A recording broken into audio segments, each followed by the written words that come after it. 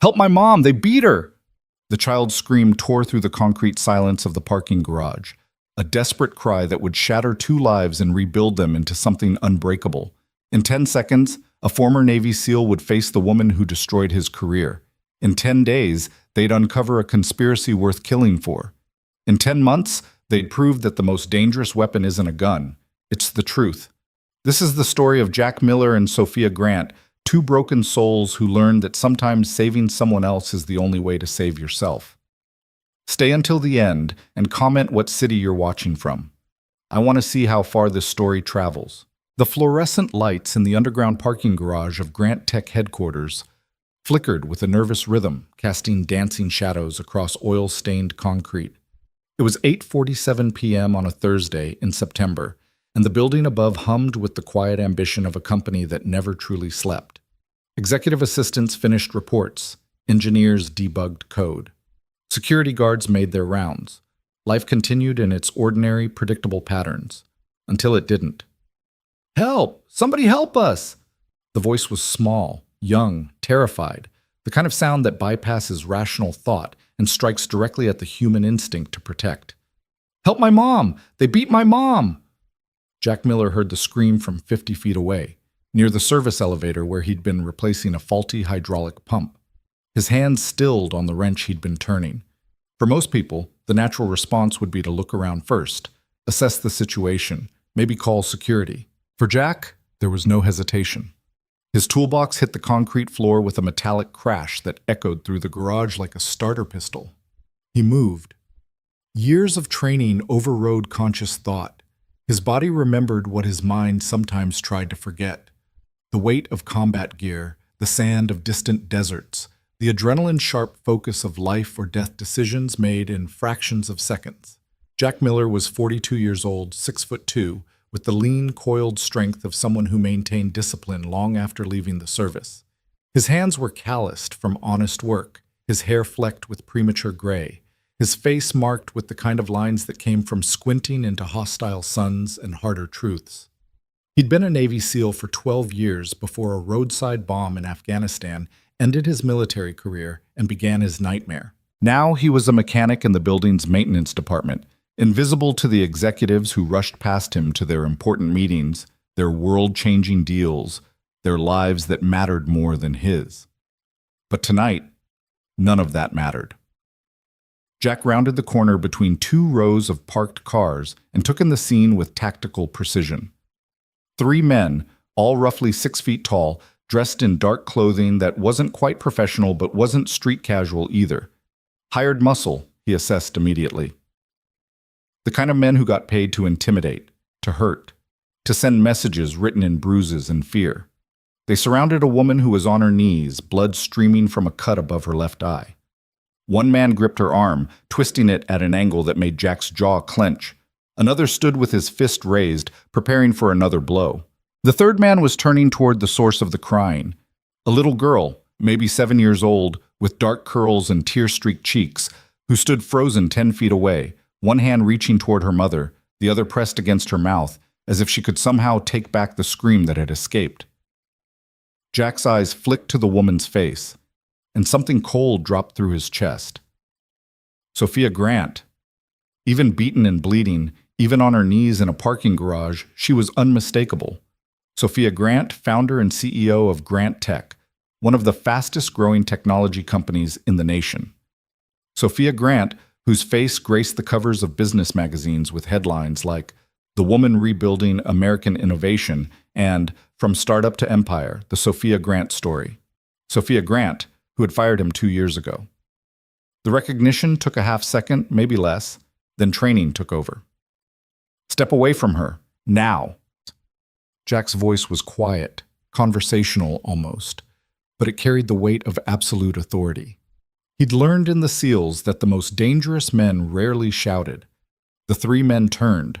The one holding Sophia's arm sneered, revealing a gold front tooth. "This doesn't concern you, old man. Keep walking unless you want what she's getting." Jack didn't respond with words.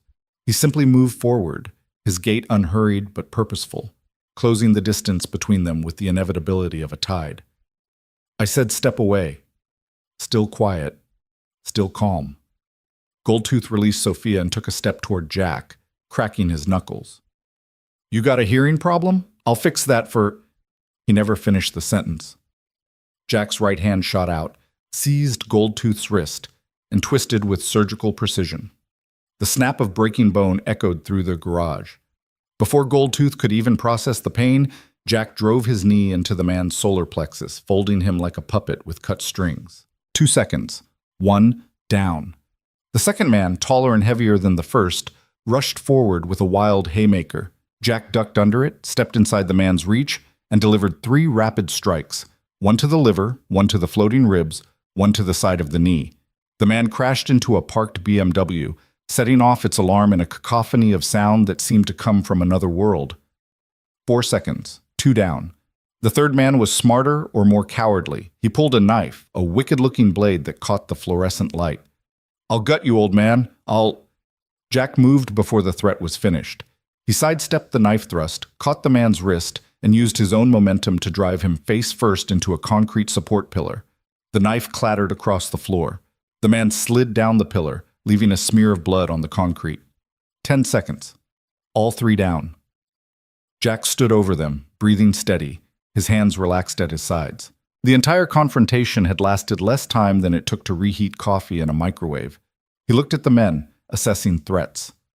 Goldtooth was writhing, clutching his wrist. The heavy one was gasping for breath. The knife wielder was unconscious or close to it. None of them would be getting up anytime soon.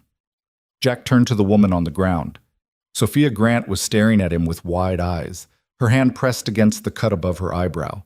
Blood seeped through her fingers, but Jack could tell immediately that the wound wasn't life-threatening. Head wounds bled dramatically, but this one was shallow. "Emma," Sophia gasped, turning toward her daughter. "Emma, sweetie." The little girl ran to her mother, throwing her arms around her neck with the fierce desperation of a child who'd been certain she was about to become an orphan. Sophia held her with her free arm, whispering words of comfort, even as her own body shook with shock. Jack knelt beside them, his movements slow and deliberate, non-threatening. "I need to look at that cut, ma'am. The bleeding needs to stop." Sophia turned to him, and this time her eyes focused, truly seeing him for the first time. He watched recognition dawn across her face, confusion first, then shock, then something that might have been shame or fear, or both. "You," she whispered. "Yeah," Jack said quietly.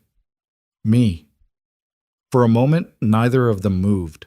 The past hung between them like a physical barrier, 2 years of anger and injustice and paths that were never supposed to cross again. But then Emma whimpered, and Sophia's hand trembled against her wound, and Jack remembered something more important than grudges. He'd been a medic in his SEAL team. Combat medicine was branded into his muscle memory the same way tactical movement was. He pulled off his gray work shirt, leaving him in a white undershirt, and tore the fabric into strips with hands that didn't shake. "I'm going to put pressure on this," he said, his voice shifting into the calm, authoritative tone he'd used countless times in field hospitals and transport choppers. "It's going to hurt, but I need you to hold still." Sophia nodded, pulling her hand away. The cut was about 2 inches long, just above her left eyebrow, probably from a ring on someone's fist. Jack pressed the folded cloth against it, applying firm pressure. Sophia flinched but didn't pull away. "Emma," Jack said, making eye contact with the terrified child. "Your mom is going to be okay. This looks worse than it is. Head cuts bleed a lot, but this one isn't deep. She's going to be fine." Emma nodded, her eyes huge in her pale face. She was clutching her mother's hand so tightly her knuckles were white. "What's your favorite color?" Jack asked the girl, still maintaining pressure on Sophia's wound. "What?" Emma's voice was small, confused. "Your favorite color, I need to know." "Purple," Emma whispered. "Purple's a great color. You know what? My daughter's favorite color is purple too. Her name's Lena. She's 8. How old are you?" 7. Emma's breathing was starting to slow, the distraction working. 7's a good age. Lena says 7 was her best year because that's when she learned to ride a bike. Can you ride a bike? Yes. A tiny bit of pride crept into Emma's voice. That's excellent. That means you're brave. And brave girls help their moms, right? Emma nodded. Good. I need you to hold this flashlight. Jack pulled a small LED flashlight from his belt and handed it to Emma. Point it right here at your mom's forehead. Can you do that? Emma took the flashlight with trembling hands and aimed the beam where Jack indicated. The simple task gave her something to focus on besides fear. Jack lifted the cloth slightly, checking the wound. The bleeding had slowed to a seep. You need stitches, he told Sophia, but the bleeding's under control. We need to call... No police. Sophia's voice was sharp, urgent. No hospitals. Not yet. Jack's eyes narrowed. Ma'am, you were just assaulted. You need medical attention, and I know what I need, Sophia interrupted, her CEO voice emerging despite the blood and fear. And I know what calling the police right now would mean. Please, just help me get to my car. I have a private physician I can call. Jack studied her face, reading the desperation there, the calculation, the fear that ran deeper than physical injury. Something about this attack wasn't random. Sophia Grant knew something, suspected something, that made official channels dangerous. Against his better judgment, Jack nodded. All right, but if you pass out or show signs of concussion, that decision gets overridden. Understood? Understood. Jack helped Sophia to her feet, steadying her when she swayed. She was shorter than he'd expected, maybe 5'6", and despite her reputation as a titan of industry, she seemed almost fragile in this moment. Almost, but not quite. There was steel in the way she straightened her spine, in the way she kept one arm around Emma even as she fought dizziness. Behind them, Goldtooth was trying to crawl toward the exit. Jack put his boot on the man's shoulder, not hard enough to cause damage, but firm enough to make a point. If I see any of you near her again, Jack said quietly, I won't stop at broken bones. Are we clear? Goldtooth nodded frantically. Jack turned back to Sophia. Which car? She pointed to a silver Tesla Model S 3 spaces away. Jack helped her walk to it. Emma pressed against her mother's side like a small, frightened shadow. When they reached the car, Sophia fumbled for her keys with shaking hands. I'll drive, Jack said. It wasn't a question. For a moment he thought she might argue. Sophia Grant was famous for her control, her refusal to delegate important matters, her hands-on leadership style. But then she looked at her blood-covered hands, at her terrified daughter, and nodded. Jack settled Sophia in the passenger seat, then lifted Emma into the back, making sure her seatbelt was secure. The girl was quiet now, shock setting in properly. Jack had seen it before. The way trauma could make a child go silent, retreating into themselves as the brain tried to process what had happened. He slid into the driver's seat. The Tesla's interior was pristine, all smooth leather and touchscreen displays. It smelled like expensive perfume and new car leather. Jack's maintenance uniform left grease stains on the seat, but he couldn't worry about that now. Where am I going? He asked. Sophia gave him an address in the city's most exclusive neighborhood, then immediately pulled out her phone and dialed a number with shaking fingers. Jack heard her speak in clipped, urgent tones. Dr. Matthews, it's Sophia. I need you at my house in 20 minutes. Don't ask questions. Just come. And bring your kit. She hung up and leaned her head back against the headrest, eyes closed, still pressing Jack's makeshift bandage to her forehead. They drove in silence for several blocks, the city sliding past the windows in a blur of lights and late evening traffic. In the back seat, Emma had gone completely quiet, staring at nothing. Finally, Sophia spoke. Why did you help me? Jack kept his eyes on the road. What kind of question is that? A legitimate one. After what happened, after what I did, you had every reason to walk away, to let them finish what they started. That's not who I am, Jack said quietly. No, Sophia agreed, her voice barely above a whisper. It isn't. It never was. Another silence stretched between them, heavy with history. Finally, Jack broke it. Who were they? I don't know their names. But you know who sent them. It wasn't a question. Sophia opened her eyes, turning to look at him. In the passing streetlights, her face was a study in exhaustion and calculation. I have suspicions. Suspicions strong enough to refuse police protection? Suspicions that would be impossible to prove and dangerous to voice publicly. She paused. There are things happening at Grant Tech.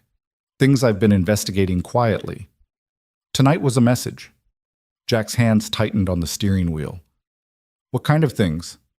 Sophia glanced back at Emma, checking if her daughter was listening. The girl's eyes were closed now, exhaustion or shock pulling her toward sleep. Sophia turned back to Jack, lowering her voice further. Safety violations, covered up, for months, maybe longer. Equipment that should have been flagged and replaced.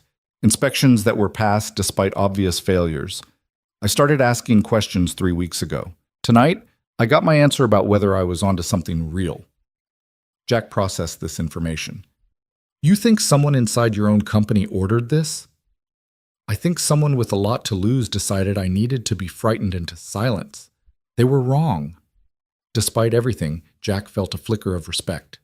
Beaten, bleeding, terrified for her daughter, and Sophia Grant's first response was defiance. Maybe she'd changed in 2 years, or maybe this was who she'd always been beneath the corporate armor.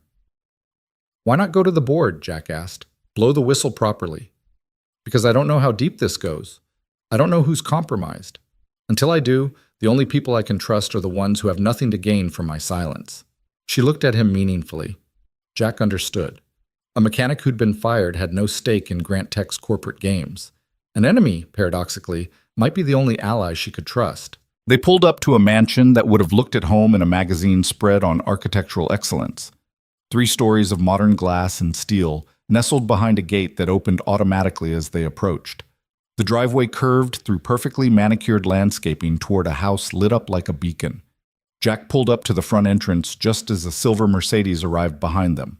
A man in his 60s emerged, carrying a medical bag, Dr. Matthews, presumably.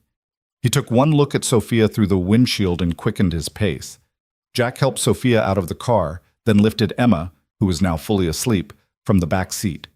The girl weighed almost nothing, all skinny limbs and dark curls. She stirred slightly as Jack carried her, murmuring, "Mommy," in a voice that broke something in his chest. He had a daughter. He knew exactly how precious, how irreplaceable children were.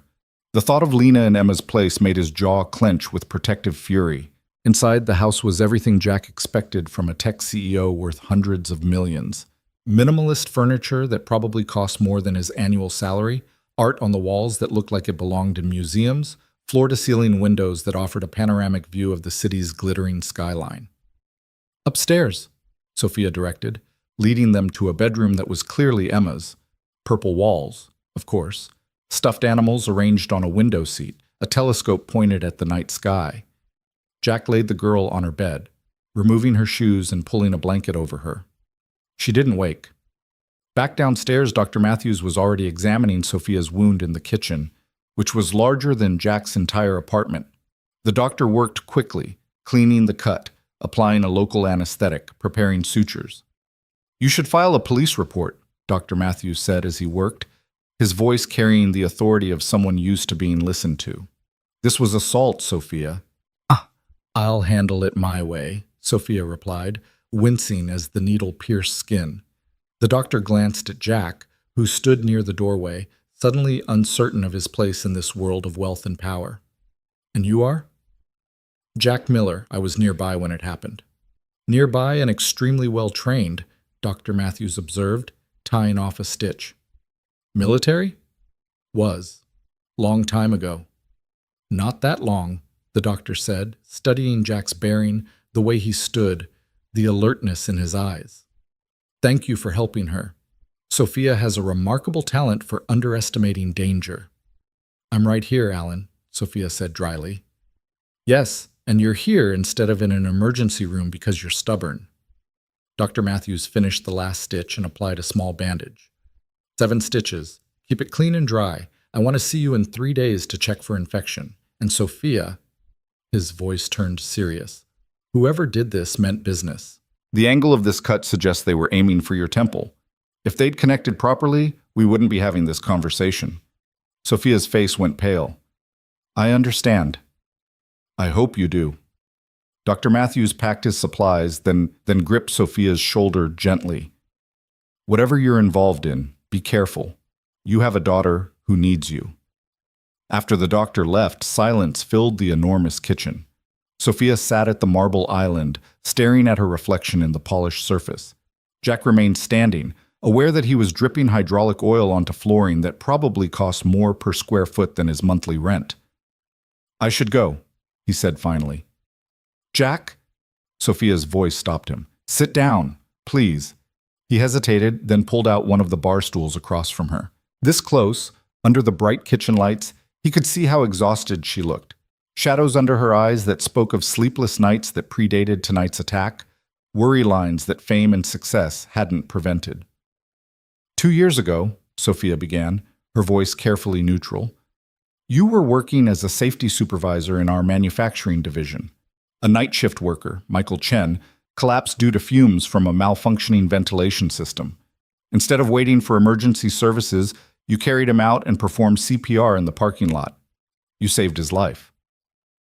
Jack said nothing. He remembered. He remembered everything about that night. Protocol dictated that the area should have been sealed and evaluated before anyone entered without protective equipment, Sophia continued. You violated that protocol. You also violated the policy against rendering medical aid without authorization from on-site medical staff, who arrived 3 minutes after you began CPR. He would have been dead in 3 minutes, Jack said quietly. I know. Sophia met his eyes. That's what you said at the termination hearing, that you didn't follow rules when someone was dying, that protocols were written by lawyers to protect the company, not the workers, that if I wanted to fire you for saving a man's life, you'd accept it, but you wouldn't apologize.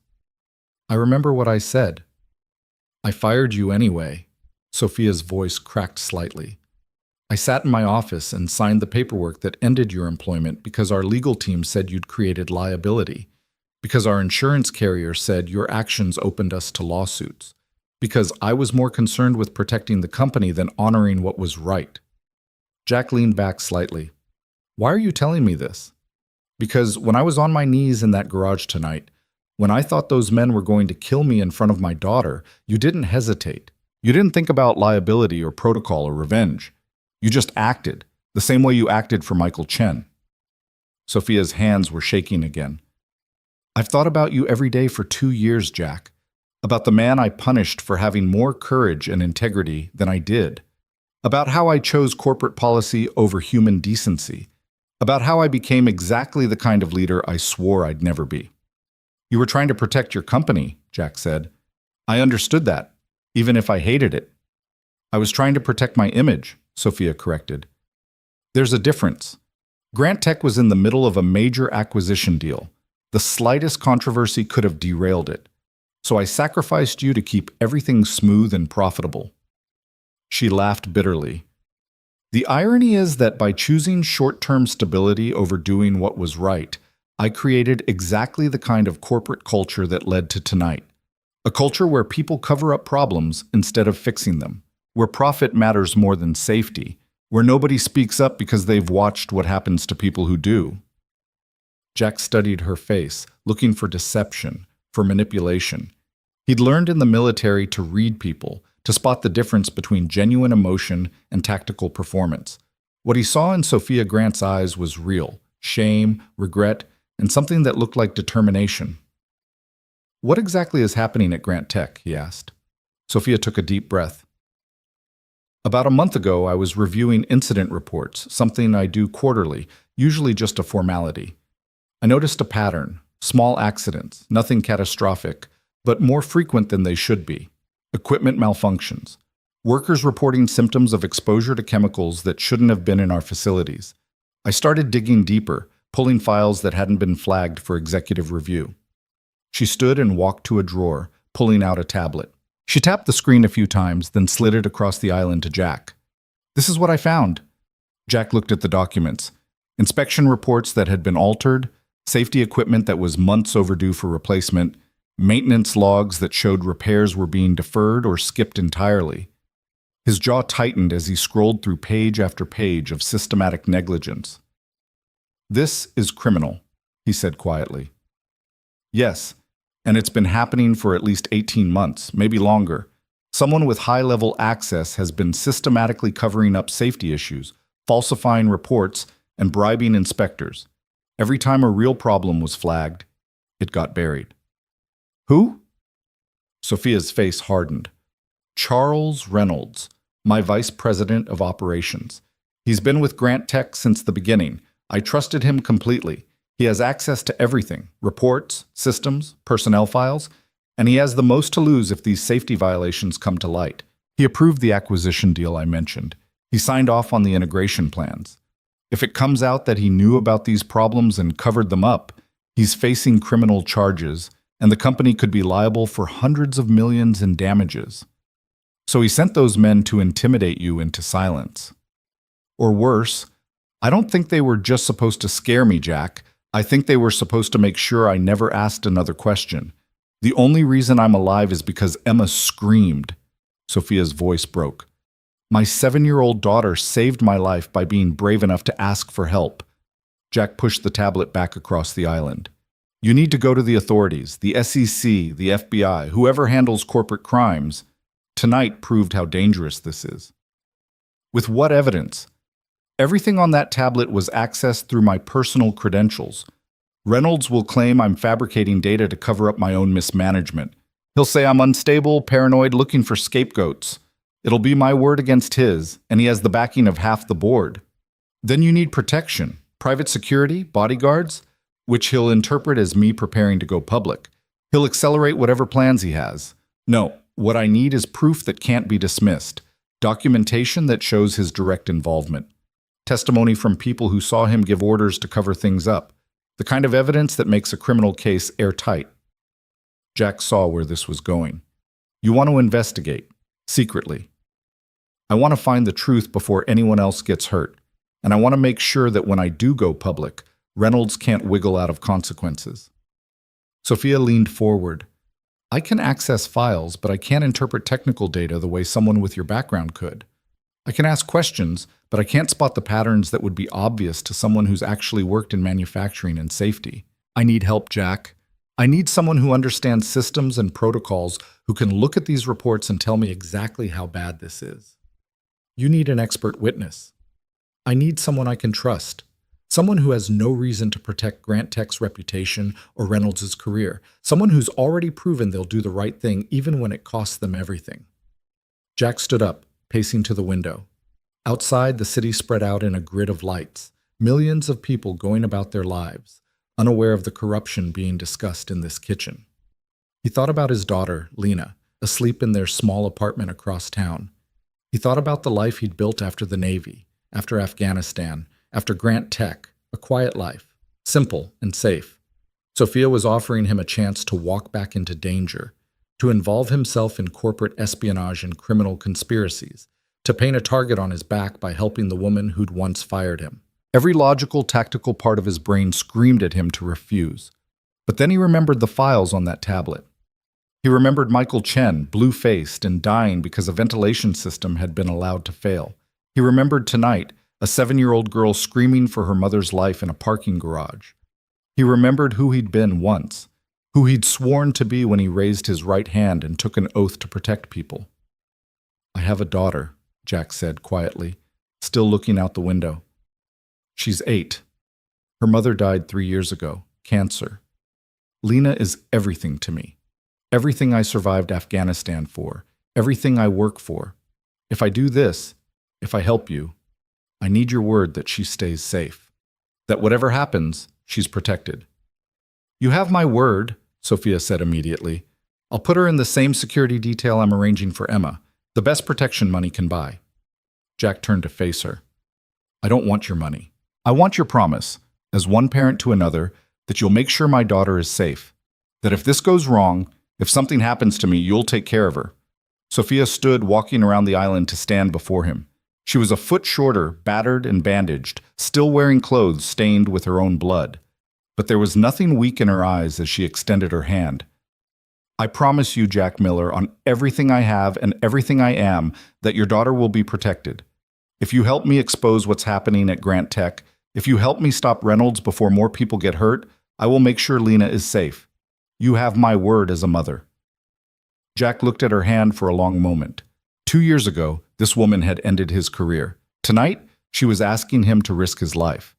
It was insane, reckless, dangerous. He shook her hand. Then I'm in. Sophia's grip was surprisingly strong. Thank you. Don't thank me yet. When this is over, when Reynolds is in handcuffs and the truth is public, then you can thank me. Until then, we're just two people trying to do the right thing for once. That's more than most people manage, Sophia said quietly. Jack nodded toward the tablet. I'll need copies of everything. Every file, every report, every document you've found. I'll go through them tonight, identify the worst violations, and figure out what additional evidence we need. I'll send everything to a secure email address. Give me a number I can reach you at. Jack rattled off his cell number, then hesitated. One more thing. If we're doing this, if we're going after Reynolds, we do it smart. No heroics, no unnecessary risks. We gather evidence, we build an airtight case, and we let the authorities handle the arrest. I'm not a vigilante, and neither are you. Understood? Understood. Good. Jack moved toward the door, suddenly aware of how exhausted he was. The adrenaline was wearing off, leaving behind the familiar ache of old injuries and older sorrows. Get some sleep. Keep Emma home from school tomorrow. And Sophia, he turned back. Check your security system. Make sure it's actually secure, not just connected to Grant Tech's network. If Reynolds has the access you think he does, he might be monitoring you already.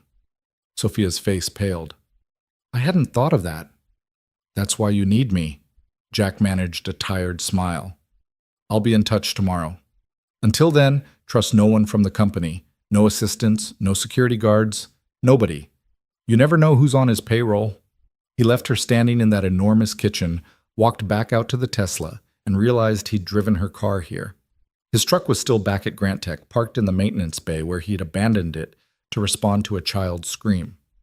Sophia appeared in the doorway. Keep the car tonight. I'll have someone drive your truck to your address tomorrow. You don't know my address. Jack, I fired you. Of course I know your address. It's in your personnel file. Despite everything, Jack almost laughed. Right. Okay, I'll bring this back tomorrow. Take your time. I have others. Of course she did. Jack drove through the empty streets toward his neighborhood, his mind already working through what he'd seen in those files.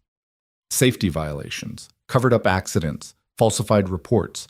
It added up to something catastrophic waiting to happen, not just financial liability, but real danger to real people. Workers who trusted their employer to keep them safe. Families who depended on those workers coming home alive. People like Michael Chen, whose only crime had been showing up for his shift the night a ventilation system failed. People like Jack himself, whose only crime had been caring more about saving a life than following protocol. His phone buzzed. A text from an unknown number. Everything's attached. Thank you for not walking away. Jack pulled into his apartment complex. A modest building in a working-class neighborhood where mechanics and teachers and nurses lived, where kids played in the courtyard and nobody asked questions about the past. Home. He climbed the stairs to his second-floor unit and unlocked the door as quietly as possible. Inside, the apartment was dark except for a nightlight in the hallway. Jack could see his daughter's bedroom door, slightly ajar the way she liked it, so she could hear him when he came home from late shifts. He walked to her doorway and looked in. Lena was asleep, her dark hair spread across the pillow, one arm wrapped around a stuffed penguin she'd had since she was 3. She looked peaceful, safe, innocent of the darkness that existed in the world. Jack had lost his wife to cancer. He'd lost his career to corporate bureaucracy. He'd nearly lost his life in Afghanistan. But he'd never lost his daughter, and he never would.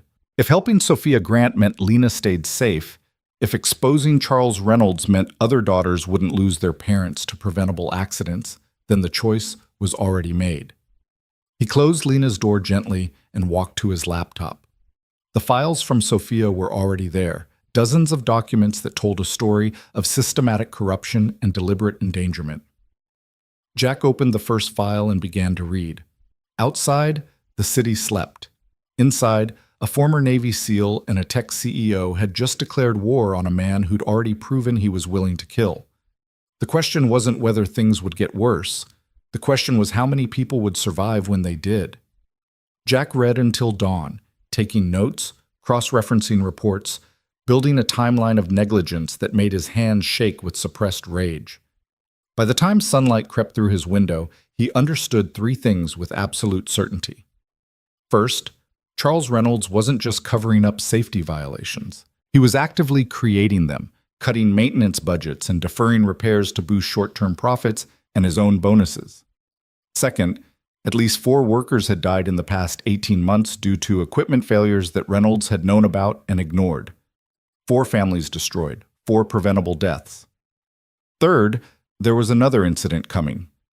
The pattern in the data was clear. Failures were accelerating, clustering around specific equipment that was overdue for replacement by more than a year.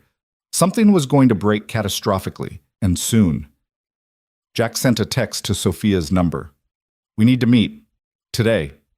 This is worse than you know." The reply came immediately despite the early hour. Grant Park. North Bench by the fountain, 10 a.m. Come alone. Jack checked the time, 7:30 a.m. He had 2.5 hours to get Lena ready for school, drop her off, and make it to the park. He stood, joints protesting the night spent hunched over a laptop, and walked to his daughter's room. Time to tell her that her dad was about to do something dangerous. Time to hope that this time, doing the right thing wouldn't cost him everything. Time to remember that some fights were worth having, even when you knew they'd leave scars. Jack opened Lena's door and smiled as she stirred, mumbling something about pancakes in her sleep. Whatever came next, whatever dangers waited in the shadows of corporate corruption and desperate men, this moment was real, pure, worth fighting for. He'd been a SEAL. He'd been a safety supervisor. He'd been a mechanic. Now he was going to be something else. The man who made sure Charles Reynolds answered for what he'd done. And nothing, not threats, not violence, not the entire weight of Grant Tech's corporate machinery was going to stop him. The war had begun. Lena was halfway through her chocolate chip pancakes when she noticed something different about her father. Jack stood at the kitchen counter, pouring coffee with the same practiced movements he made every morning, but his shoulders carried a tension that hadn't been there yesterday. His eyes kept drifting to the window, scanning the parking lot below with the alertness she recognized from the stories he sometimes told about his time in the Navy. "Dad?" Lena set down her fork, maple syrup dripping from the bite she'd been about to take. "Are you okay?" Jack turned, and the smile he gave her was genuine but weighted with something she couldn't quite name. He walked over and sat down across from her, his coffee mug warming his hands. "I'm fine, sweetheart. Just thinking about work." "You always think about work." Lena studied his face with the peculiar insight that children sometimes possess, the ability to sense when adults are editing the truth. "But this is different. You look like you did when Mrs. Patterson's cat got stuck in the tree and you had to climb up to get it. Worried, but also kind of excited." Jack laughed despite himself. "You're too smart for 8 years old, you know that?" "That's what Mr. Henderson says in math class." Lena took another bite of pancake, still watching him. "Are you in trouble?" "No, baby, I'm not in trouble." Jack reached across the table and took her hand, noting how small it seemed in his calloused palm. "But I need to talk to you about something important." Lena's eyes widened slightly. In her experience, conversations that started this way led to either very good news or very bad news, with no middle ground. "Okay. You remember last night when I came home late? I helped someone who was in danger, a woman and her little girl. They were being hurt by some bad men, and I stopped it." "Like a superhero?" Lena's face brightened. "Not quite. More like being in the right place at the right time and knowing what to do." Jack squeezed her hand gently. "The thing is, the woman I helped needs more assistance. She's trying to fix something wrong at her company, and she asked me to help her. It's the right thing to do, but it might be a little dangerous." Lena's brightness dimmed. "How dangerous?" "I don't know yet. Probably not very, but I wanted you to know because for the next few weeks, there might be some changes. I might work different hours. There might be some extra security around our building just to be safe. And I need you to promise me something." "What?" "If anyone you don't know tries to talk to you, at school, at the park, anywhere, you don't talk to them. You find a teacher or another trusted adult immediately. And if anyone asks you questions about me or where I am or what I'm doing, you tell them you don't know and then you call me right away. Can you do that?" Lena's face had gone serious, the childish excitement replaced by something older, wiser. She'd lost her mother at 5 years old. She understood, better than most children her age, that the world could be unpredictably cruel. "Is this like Afghanistan?" Like when you were a SEAL and you had to do dangerous things to protect people? Jack's throat tightened. He'd told Lena sanitized stories about his service, carefully edited to remove the blood and terror and loss. But she'd filled in some of the blanks herself, the way children do, constructing an understanding from overheard conversations and unguarded moments. A little bit like that, he admitted. But I'm not in the military anymore. I'm just helping someone do the right thing. And I promise you, I'm going to be careful. I'm going to come home every single day. You believe me? Lena nodded slowly. I believe you, but Dad, you have to promise me something too. What's that? You have to promise that if it gets too dangerous, if the bad people try to hurt you, you'll stop. You'll walk away. Because Mom's already gone and you're all I have left and I can't. Her voice cracked, tears suddenly spilling down her cheeks. I can't lose you too. Jack was around the table in an instant, pulling his daughter into his arms, feeling her small body shake with sobs against his chest. This was the fear she carried, he realized. The terror that lived beneath her smiles and her homework and her normal 8-year-old concerns. The knowledge that people you loved could disappear, that safety was an illusion, that tomorrow was never guaranteed. Listen to me. Jack pulled back slightly, tilting Lena's chin up so she had to look at him. I am not going anywhere. I survived a war. I survived an explosion that should have killed me. I survived losing your mom. I'm tough, Lena. Tougher than those bad men. Tougher than whatever challenges come. And you know why? Lena shook her head, tears still streaming. Because I have you. Because every single morning I wake up and see your face and remember why I fought so hard to come home from Afghanistan. You are my reason for everything, and I would never ever take unnecessary risks that might take me away from you. So yes, I promise. If this gets too dangerous, I'll walk away. Deal? Lena wiped her eyes with the back of her hand. Deal. They finished breakfast in comfortable silence, the kind that only exists between people who've weathered storms together. Jack cleaned the dishes while Lena packed her backpack, and by the time they walked to his truck, she'd recovered her usual cheerfulness, chattering about a science project on solar systems and her friend Madison's upcoming birthday party. Jack dropped her at school, watching until she disappeared through the doors, then checked his mirrors for the third time. No suspicious vehicles. No one obviously watching. But Charles Reynolds was smart and well-funded. If he wanted Jack followed, it would be subtle. Grant Park at 9:45 was exactly what you'd expect from a city park on a weekday morning, joggers completing their circuits, elderly couples feeding pigeons, a few homeless individuals sleeping on benches in the autumn sunshine. Jack arrived early, took a position near the north fountain where he could watch approaches from 3 directions, and waited. Sophia appeared at precisely 10 o'clock, walking alone in jeans and a loose sweater, her hair hidden under a baseball cap, large sunglasses covering half her face. The bandage on her forehead was smaller today, less conspicuous. She looked like any other professional taking a break from her office, not a CEO worth hundreds of millions. She sat down beside him, both of them facing the fountain, not looking at each other directly. The posture of 2 strangers sharing a public bench. You weren't followed? Jack asked quietly. I took 3 different cars and 4 detours. If anyone tracked that, they deserve to find me. Sophia pulled out her phone, ostensibly checking messages. You said this was worse than I knew. 4 people are dead, Sophia. Not injured, not hospitalized. Dead. And Reynolds knew the equipment that killed them was faulty. He watched her freeze, her fingers stopping their movement across the screen. 4. I only found records of 2 accidents. Because the other 2 were classified as unrelated incidents. One was ruled a heart attack, a 52-year-old man who collapsed during his shift. Except the autopsy showed elevated levels of carbon monoxide in his blood. The ventilation system in his sector had been flagged for replacement 8 months earlier. Reynolds deferred it.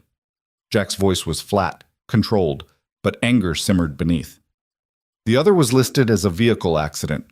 Night shift supervisor driving home after work crashed into a barrier, except his brake lines had corroded due to exposure to industrial solvents that shouldn't have been present in the parking area. Those solvents were the result of a storage leak that was reported and ignored. Sophia's hand had gone to her mouth. Oh my God. There's more. I ran the maintenance projections based on the data you sent me. There's a hydraulic press in Building C that's operating at 130% of its rated pressure capacity. The relief valves are shot. The emergency shutoffs haven't been tested in 14 months. Reynolds signed off on a work order to replace the whole system, then canceled it 6 weeks later to reassess budget priorities. What happens if that press fails? Catastrophic pressure release. Anyone within 20 feet gets hit with hydraulic fluid at temperatures exceeding 400 degrees and pressures that can punch through steel. It would be like detonating a bomb. Jack finally turned to look at her. That press operates during second shift. 40 people work in Building C during second shift. 40, Sophia. Sophia was shaking, not dramatically, but enough that Jack could see the tremor in her hands, the slight movement of her shoulders. When? When is this going to happen? I can't predict exactly. Could be today. Could be 3 months from now. But the failure rate is accelerating. Every day that equipment runs, the probability increases exponentially. Then we shut it down, right now. I'll call the plant manager and tip off Reynolds that you're onto him, Jack interrupted. He'll know you've been digging into maintenance records. He'll accelerate whatever plans he has, cover his tracks better, maybe come at you harder than he did in that parking garage. We need to be smarter than that. Sophia turned to face him fully. Jack, we're talking about 40 lives. I can't let those people go to work today knowing that equipment might kill them just to protect an investigation. I'm not suggesting we do nothing. I'm suggesting we do it carefully. Jack pulled out his own phone, showing her a document he'd prepared. I've drafted an anonymous OSHA complaint. It's detailed enough to force an inspection, but vague enough about the source. We submit this. OSHA shows up for a surprise inspection tomorrow or the next day. They red tag that press and anything else that's critically unsafe. Work stops until repairs are made. Reynolds will know it was me. He'll suspect, but he won't know for sure. It could be a disgruntled worker, a union rep, a night janitor who saw something. There are 1,000 people who have access to that building. He can't come after all of them. Jack met her eyes. This buys us time. OSHA inspects, flags the violations, and while Reynolds is scrambling to manage that crisis, we dig deeper. We find the evidence that proves he didn't just neglect maintenance. He deliberately covered up known hazards. That's the difference between civil liability and criminal charges. Sophia was quiet for a long moment, weighing the variables, calculating the risks. Finally, she nodded. Submit the complaint, but I want hourly updates on the inspection status. And if OSHA doesn't move fast enough, I'm pulling the fire alarm in Building C myself if I have to. Fair enough. Jack pocketed his phone. Now tell me about Reynolds. I need to understand who we're dealing with. What makes him tick? What his weaknesses are? Where his loyalty ends? Sophia leaned back against the bench, her face tilted toward the sun, eyes hidden behind dark glasses. To anyone watching, she looked relaxed. Jack knew better. Charles Reynolds joined Grant Tech when we were still operating out of a garage, she began. I had the vision, the technical knowledge, but Charles had operational experience. He'd been COO at 2 other tech companies, both successful exits. He was older, seasoned, and he believed in what we were building, or at least I thought he did. Money talks louder than vision, Jack observed. Always. We went public 5 years ago. Charles's stock options made him wealthy overnight. Not as wealthy as me, but enough that he should never have to work again. Except wealth has a funny way of changing people. It's never enough. There's always someone richer, always another milestone to hit. So he started cutting corners to boost profits. I think it was more gradual than that. A deferred maintenance cycle here, a delayed equipment replacement there. Small decisions that saved money in the short term. Each one probably seemed reasonable in isolation, but they accumulated.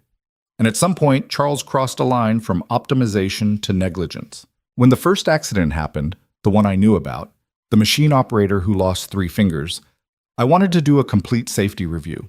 Charles convinced me it was an isolated incident, that the worker had violated protocol. I trusted him. And the second accident? Sophia's jaw clenched. Same story. Isolated incident, worker error, bad luck.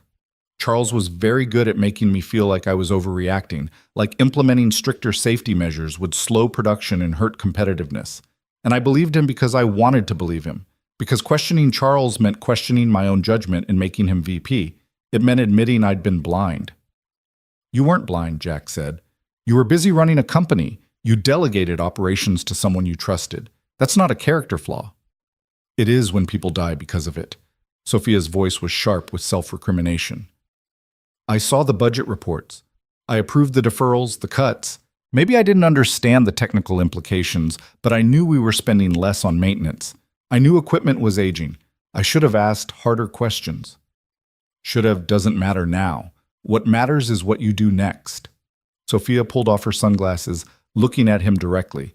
Her eyes were red-rimmed, exhausted. What if we can't prove it? What if Charles has covered his tracks too well? What if he walks away from this? Then we make sure the safety issues get fixed anyway, Jack said. We make sure no one else dies in your facilities. We make sure every piece of equipment is inspected and repaired. That's the baseline, Sophia. Justice for what Charles did is important, but preventing future deaths is essential. You sound like a SEAL. Former SEAL. But yeah, some things stick. Mission first. Protect the innocent. Win at all costs, but never at the cost of your integrity. A jogger passed their bench, earbuds in, oblivious to the conversation happening in plain sight. Sophia watched him disappear down the path before speaking again. There's something else. Something I haven't told you. Jack waited.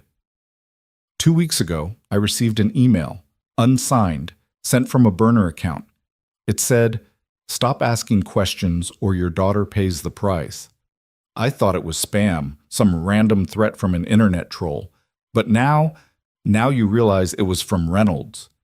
From him or from someone working for him, which means he's been watching me longer than I thought. Which means Emma's already a target. Jack's hands tightened into fists. Threatening children was a line that, once crossed, removed all restraint, all mercy. Where's Emma now? Private school, 24-hour security, gated campus. I told them this morning that no one picks her up except me, regardless of what authorization they might have. But I can't keep her there forever. Eventually, she has to come home. Then we make your home fortress. Jack was already thinking tactically, evaluating sight lines and entry points and defensive positions. I'll come by tonight, assess your security, make recommendations. You're going to need cameras, reinforced locks, maybe a safe room, and you need a protection detail, professionals, not rent-a-cops. I already called a security company this morning. They're sending someone this afternoon.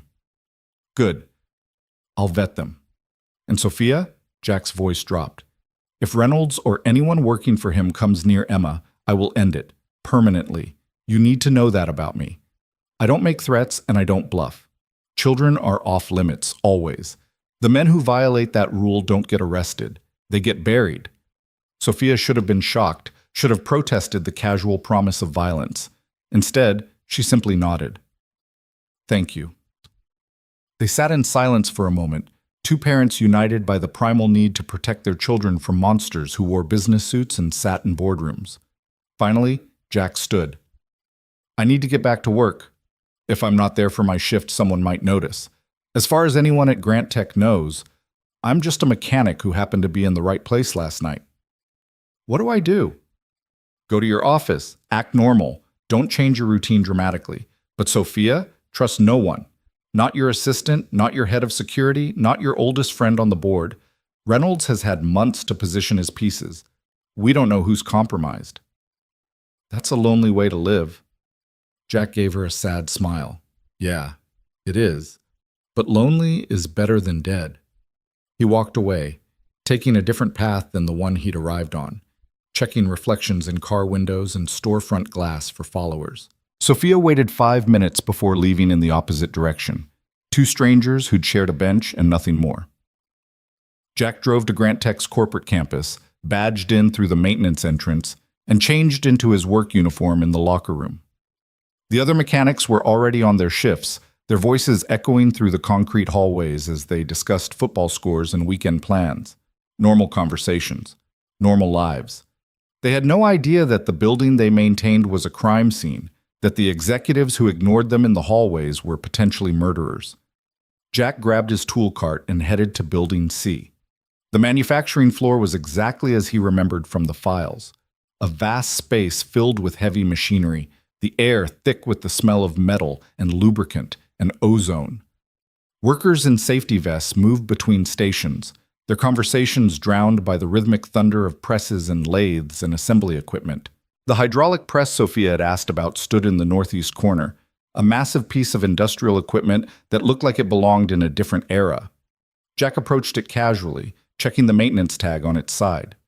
Last inspection, 14 months ago. Last service, 18 months. The relief valves should have been replaced at 12 months. The hydraulic line should have been inspected every 6 months. He crouched down, ostensibly checking a connection point, but really examining the seals. They were brittle, cracking at the edges. The pressure gauge on the side read well into the red zone. Every time this press cycled, it was playing Russian roulette with physics. "Can I help you?" Jack turned. A floor supervisor stood behind him, clipboard in hand, expression suspicious. The man's name tag read Morrison. "Just routine inspection," Jack said, standing and wiping his hands on his coveralls. "Maintenance request came through." Morrison frowned. "I didn't authorize any maintenance requests." "Must have come from upstairs then." Jack kept his expression neutral, bored even. Just another mechanic following orders. "You want me to skip it?" No. If it came from upstairs, do it, but I need paperwork for my records." "I'll have the office send you a copy." Jack made a show of examining the press more thoroughly, taking notes on a tablet. "When's the last time you had pressure fluctuations on this unit?" "Couple weeks ago. We reported it, but nothing got fixed. You here to fix it?" "Just assessing right now. Might need parts." Jack tapped the pressure gauge. "You should red tag this until it's serviced. It's running hot." Morrison laughed, not unkindly. "Red tag this? You know how far behind we are on production? I red tag this press and we miss our quotas. And then I'm explaining to Reynolds why we shut down over a gauge that's probably just miscalibrated. Or it's accurate and this thing is about to catastrophically fail." "Not my call, buddy. You want it shut down? You take it up with management." Morrison walked away, already dismissing the conversation from his mind. Jack stared at the press, doing calculations in his head. Pressure, temperature, metal fatigue, statistical failure rates. The numbers weren't good. This equipment was a ticking bomb, and everyone was too worried about production quotas to hear it ticking. He pulled out his phone and texted Sophia. "Building C press is worse than the paperwork showed. Needs immediate shutdown. Hours, not days." Her response came 30 seconds later. "Submitting OSHA complaint now." "How many hours?" Jack looked at the gauge again, at the brittle seals, at the workers moving around the press with casual disregard for the danger they were in. "Impossible to say for certain. But I wouldn't work this floor tomorrow." "Understood." Jack finished his inspection, documenting everything with photos and notes that would never appear in any official report. Then he moved on to his other assigned tasks, playing the role of mechanic, all while planning what would come next. The afternoon crawled by with excruciating normalcy. Jack repaired a conveyor belt, replaced a faulty motor, helped a younger mechanic diagnose a wiring problem. He ate lunch in the break room, listening to conversations about football and divorces and someone's new truck. He smiled at appropriate moments, grunted agreement when expected, and all the while his mind was elsewhere, cataloging security weaknesses, planning contingencies, considering what Charles Reynolds would do when OSHA showed up. At 3 p.m., his phone buzzed with a text from an unknown number. "This is Alan Matthews. Sophia asked me to check on her friend's daughter. I have an opening at 4:30 if you'd like to bring Lena in for a wellness visit. Complimentary." Jack stared at the message, understanding its subtext. Sophia was making sure Lena was looked after, kept safe, given access to medical care without questions or paperwork that could be traced. It was a generous gesture and a tactical one. Matthews could document Lena's health, establishing a baseline in case anything happened. He texted back, "I'll be there, thank you." Jack left work at 3:30, picked up Lena from school, and drove to Dr. Matthews' private practice in the medical district. The office was exactly what Jack expected. Tasteful art on the walls, comfortable furniture, the kind of place where people with money came for health care that didn't involve insurance forms or waiting rooms full of sick people. Matthews greeted them personally, shaking Lena's hand with the gentle formality of someone who respected children. "You must be Lena. Your father tells me you're quite the scientist." Lena beamed. "I'm doing a project on Jupiter. Did you know it has 79 moons?" I did not know that. That's fascinating. Matthews led them to an examination room. Why don't we make sure you're healthy enough to explore Jupiter someday? The examination was thorough. Height, weight, reflexes, hearing, vision. Matthews asked questions about school and diet and sleep, all while making Lena laugh with terrible jokes about astronauts and planets. Jack watched, grateful for this small kindness, this moment of normalcy in a situation that was anything but normal. When the exam was finished, Matthews pulled Jack aside while Lena looked at anatomical posters in the hallway. She's perfectly healthy, strong, bright, well-adjusted. You're doing a good job with her. Thanks to people like you, Jack said, and Sophia. She didn't have to do this. Sophia is trying to make amends for a lot of things. Matthew's voice was kind but firm. Whatever you two are planning, whatever you're investigating, be careful. The men who beat her in that garage weren't amateurs. They knew what they were doing. If they come back, they won't get close enough. Jack's voice carried absolute conviction. Not to her, not to Emma, not to Lena. I fought wars, Doctor. This is just another kind of combat. Matthews studied Jack's face for a long moment. I believe you. But remember, wars have casualties. Sometimes the people fighting them forget that winning doesn't matter if you lose everything in the process. Jack didn't have an answer for that. They left the medical building as the sun was beginning its descent toward the horizon, painting the sky in shades of amber and rose. Lena chattered about Dr. Matthews and his funny jokes, about how he'd let her listen to her own heartbeat through the stethoscope, about the lollipop she'd been given on the way out. "Dad?" she asked as they drove home. "Is Dr. Matthews the friend you're helping? The woman with the daughter?" "He's her doctor. But yes, she's the friend." "What's her daughter's name?" "Emma. She's 7, a year younger than you." Lena was quiet for a moment, processing. "Is she okay? After the bad men hurt her mom?" "She's scared, but she's brave like you. Maybe she could come over sometime. We could work on my Jupiter project together. It might help her feel better." Jack's throat tightened with emotion. His daughter, in the middle of fear and uncertainty, thinking about how to help another child feel safe. "That's a wonderful idea, sweetheart. I'll ask her mom."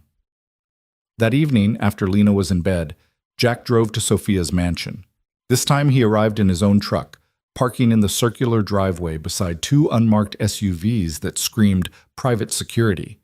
Sophia answered the door herself, still wearing business attire but looking somehow diminished, smaller, as if the weight of the day had physically compressed her. "They're here," she said, gesturing to the SUVs.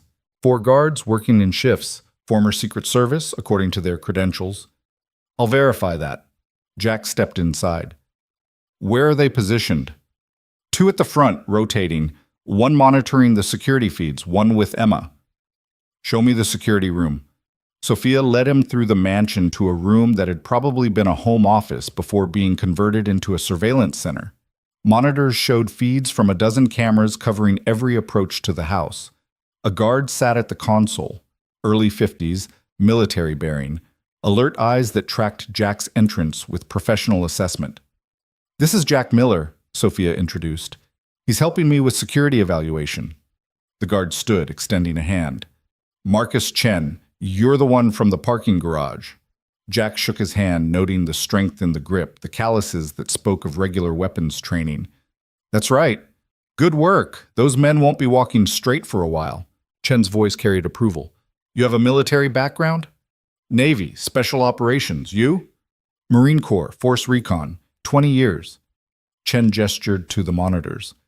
"I've been reviewing the property. Good sight lines, solid perimeter, but the landscaping creates blind spots near the west wall. I'd recommend cutting back the trees there, adding motion sensors." Jack studied the feeds, his tactical mind cataloging vulnerabilities. Chen was right about the blind spots, but there were other issues too. The cameras covered approaches, but not fallback positions. Escape routes weren't clearly marked, and there was no redundancy in the power systems. "How long can this system run on battery backup if someone cuts your power?" Jack asked. 4 hours, according to the specs. "Not enough. You need at least 12, preferably 24, and you need a generator on site tested weekly. The control room should have steel-reinforced doors and a secondary exit. Right now, if someone breaches that door, you're trapped. Chen pulled out a notepad, scribbling notes. You're thinking like someone expecting a siege. I'm thinking like someone who's seen how fast things can go wrong. Jack pointed to one of the monitors showing Emma's room. The child's room needs additional hardening. Reinforced window glass, a panic button directly wired to a monitoring station, and a secondary lock on the inside of the door that only she can open. Sophia had been listening silently. You really think someone would come into my home, into my daughter's room? I think Charles Reynolds has already proven he's willing to hurt you to protect his secrets. Your daughter is leverage. The question isn't whether he'd use her, it's when. Jack turned to face Sophia directly. You need to prepare for the worst-case scenario, which means treating your home like a stronghold and your daughter like a protectee. She's 7 years old, Jack. I can't turn her life into a military installation. You can make her feel safe while being safe. Chen, your team, are they armed? Concealed carry? Yes. Licensed in this state. Good. Rules of engagement? Threat assessment, graduated response, lethal force authorized if imminent danger to the protectee or dependents. Jack nodded approval. Establish a safe word with Emma. Something she'd never say by accident. If she uses that word, your team converges on her location immediately, no questions asked. And Sophia, you need to practice lockdown procedures with her. Make it a game if you have to, but she needs to know what to do if something happens. Sophia sank into a chair, her face in her hands. This is insane. A week ago, I was worried about quarterly earnings. Now I'm discussing lethal force protocols and safe words with my 7-year-old. I know. Jack crouched beside her chair, his voice gentling. I know this is overwhelming, but we're doing everything we can to make sure you and Emma stay safe. The security, the preparations, the precautions, they're not because something bad will definitely happen. They're insurance. Most likely, Reynolds won't escalate.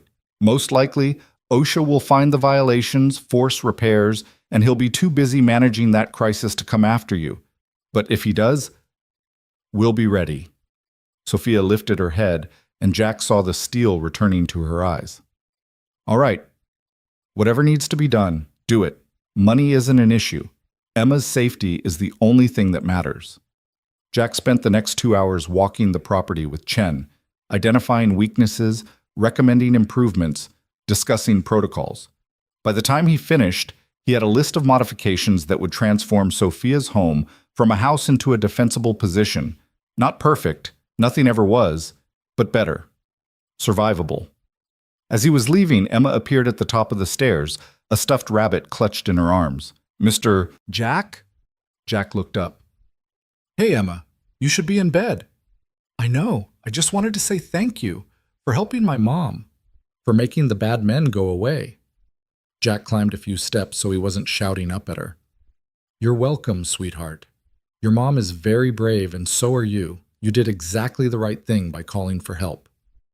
Are you going to keep us safe? The question was asked with the directness of childhood, unencumbered by adult politeness or deflection. Jack could have given her a comforting lie, could have made promises he wasn't certain he could keep. Instead, he told her the truth. I'm going to do everything I possibly can to keep you safe. I have a daughter too, just a little older than you. Her name's Lena. I protect her the way I'm going to protect you. Emma seemed to consider this. Lena is lucky to have you. I'm lucky to have her. Now go to bed. Your mom needs you to be well rested. Emma nodded and padded back toward her room, the rabbit dragging on the floor behind her. Sophia appeared in the doorway of her study, having witnessed the exchange. She likes you. She's a good kid, brave, like her mom. Jack, if this goes wrong, if Reynolds comes after me again and I don't... Sophia's voice cracked. Promise me you'll make sure Emma's okay, that she goes to good people, that she's taken care of. Nothing's going to happen to you. Promise me anyway. Jack looked at this woman who'd once fired him, who'd punished him for doing the right thing, who was now risking everything to fix the corruption she'd unknowingly enabled. He saw past the CEO, past the public figure, and saw only a mother terrified for her child. I promise. On my daughter's life, I promise you that Emma will be safe. Sophia's eyes filled with tears she refused to let fall. Thank you. Jack left, driving through the quiet streets toward his own apartment, his own daughter, his own small piece of safety in a world that seemed increasingly unstable. Tomorrow, OSHA would arrive at Grant Tech. Tomorrow, the investigation would become official. Tomorrow, Charles Reynolds would realize that someone was coming for him. The war wasn't coming. It was already here, and Jack had just sworn an oath he'd die before breaking. The OSHA inspectors arrived at Grant Tech at 7:42 a.m., 3 of them in an unmarked sedan, carrying clipboards and portable testing equipment. Jack watched from the maintenance bay as they badged in through the main entrance, their arrival triggering an immediate ripple of panic through the administrative floors. Within minutes, executives were scrambling, phone calls were being made, and Charles Reynolds himself appeared in the lobby, his face a careful mask of professional cooperation that didn't quite hide the fury in his eyes. Jack kept his head down, focusing on the air compressor he was supposedly repairing, but his attention was entirely on the scene unfolding across the campus. He'd positioned himself with a clear view of Building C, watching as the inspectors made their way toward the manufacturing floor, Reynolds trailing behind them like a predator stalking prey. His phone buzzed. A text from Sophia. "They're here. Reynolds is with them. He looks ready to kill someone." Jack typed back. "Let him guide them. He'll try to control what they see. That's when he'll make mistakes." He watched through the window as the inspection team entered Building C. 15 minutes passed. 20. Then, at the 30-minute mark, Jack saw what he'd been waiting for. 2 of the inspectors emerged with Reynolds, walking quickly toward the administrative building. Their body language was tense, official. One was already on his phone. Jack's phone rang, Sophia's name on the screen. "They red-tagged it," she said without preamble, her voice tight with relief and tension. "The hydraulic press and 3 other pieces of equipment. Building C is shut down until repairs are completed and re-inspected." How did Reynolds react? He's playing concerned executive, full of shock and promises to investigate how this happened. But Jack, the lead inspector, pulled me aside. He said these aren't recent failures. He said someone had to know this equipment was dangerous and chose not to fix it. Did you act surprised? Academy Award level. Sophia paused. They want to interview the maintenance staff. They want records going back 2 years. Good. Let them have everything. The more they dig, the more they'll find. But Sophia, this is when Reynolds gets dangerous. He knows the walls are closing in. He's going to try to control the narrative, and if he can't do that, he's going to try to eliminate the threat. Meaning me. Meaning both of us, once he figures out I'm involved. You need to stay at the office today, surrounded by people. Don't go anywhere alone. Don't meet anyone privately. And tonight, you and Emma stay home with your security team. What are you going to do? My job. Stay visible, stay normal, stay ready. Jack ended the call and returned to his work, but his mind was racing through scenarios and contingencies. The rest of the morning passed in organized chaos. OSHA inspectors moved through the facility like methodical hunters, finding violations in Building C that led them to inspect other buildings, which revealed more problems. By noon, 4 separate manufacturing areas were partially shut down. A dozen pieces of equipment were red-tagged, and a growing crowd of workers stood in the parking lot, sent home with pay while the inspection continued. Jack was in the break room, eating a sandwich that tasted like cardboard, when Morrison found him. The floor supervisor looked 10 years older than he had yesterday, his face gray with stress. "You called them," Morrison said flatly, sliding into the seat across from Jack. "The inspectors. You saw that press yesterday, and you called OSHA." Jack met his gaze steadily. "I don't know what you're talking about." "Don't bullshit me, Miller. I've been doing this job for 15 years. I know when equipment is dangerous. I've been reporting problems for months and getting told to keep production running. Then you show up, you look at that press for 5 minutes, and the next day OSHA arrives?" Morrison leaned forward.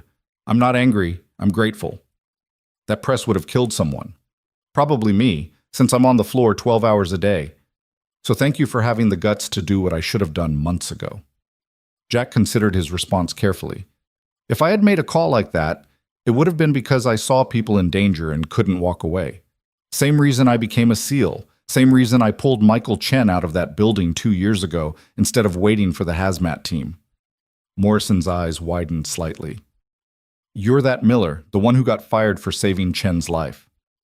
That's me. Then Reynolds better watch his back, because if you're half as stubborn as the stories say, he's about to have a very bad time. Morrison stood, extended his hand. Whatever you need, whenever you need it, you call me. I owe you one. Hell, 40 people in Building C owe you their lives. They shook hands, and Morrison left. Jack sat alone, thinking about debts and obligations and the strange mathematics of right and wrong. He'd broken protocol 2 years ago and lost his job. He'd broken protocol again yesterday and might have just saved 40 lives. The outcomes were identical. He'd chosen human life over corporate rules, but the consequences were wildly different. Maybe that was what integrity looked like in practice. Not grand gestures or perfect choices, but the willingness to do the right thing even when the punishment was guaranteed. His phone buzzed again. This time it was a number he didn't recognize. He answered cautiously. "Hello? Mr. Miller?" A woman's voice, young, frightened. "My name is Jennifer Park. I work in Grant Tech's accounting department. I need to talk to you about Charles Reynolds." "Me?" Jack's instincts screamed trap, but he kept his voice neutral. "How did you get this number?" "From Sophia Grant. She said you were helping her investigate the safety violations. Mr. Miller, I have information, things I've seen in the financial records that I think are connected to what's happening, but I can't talk here. Can we meet somewhere?"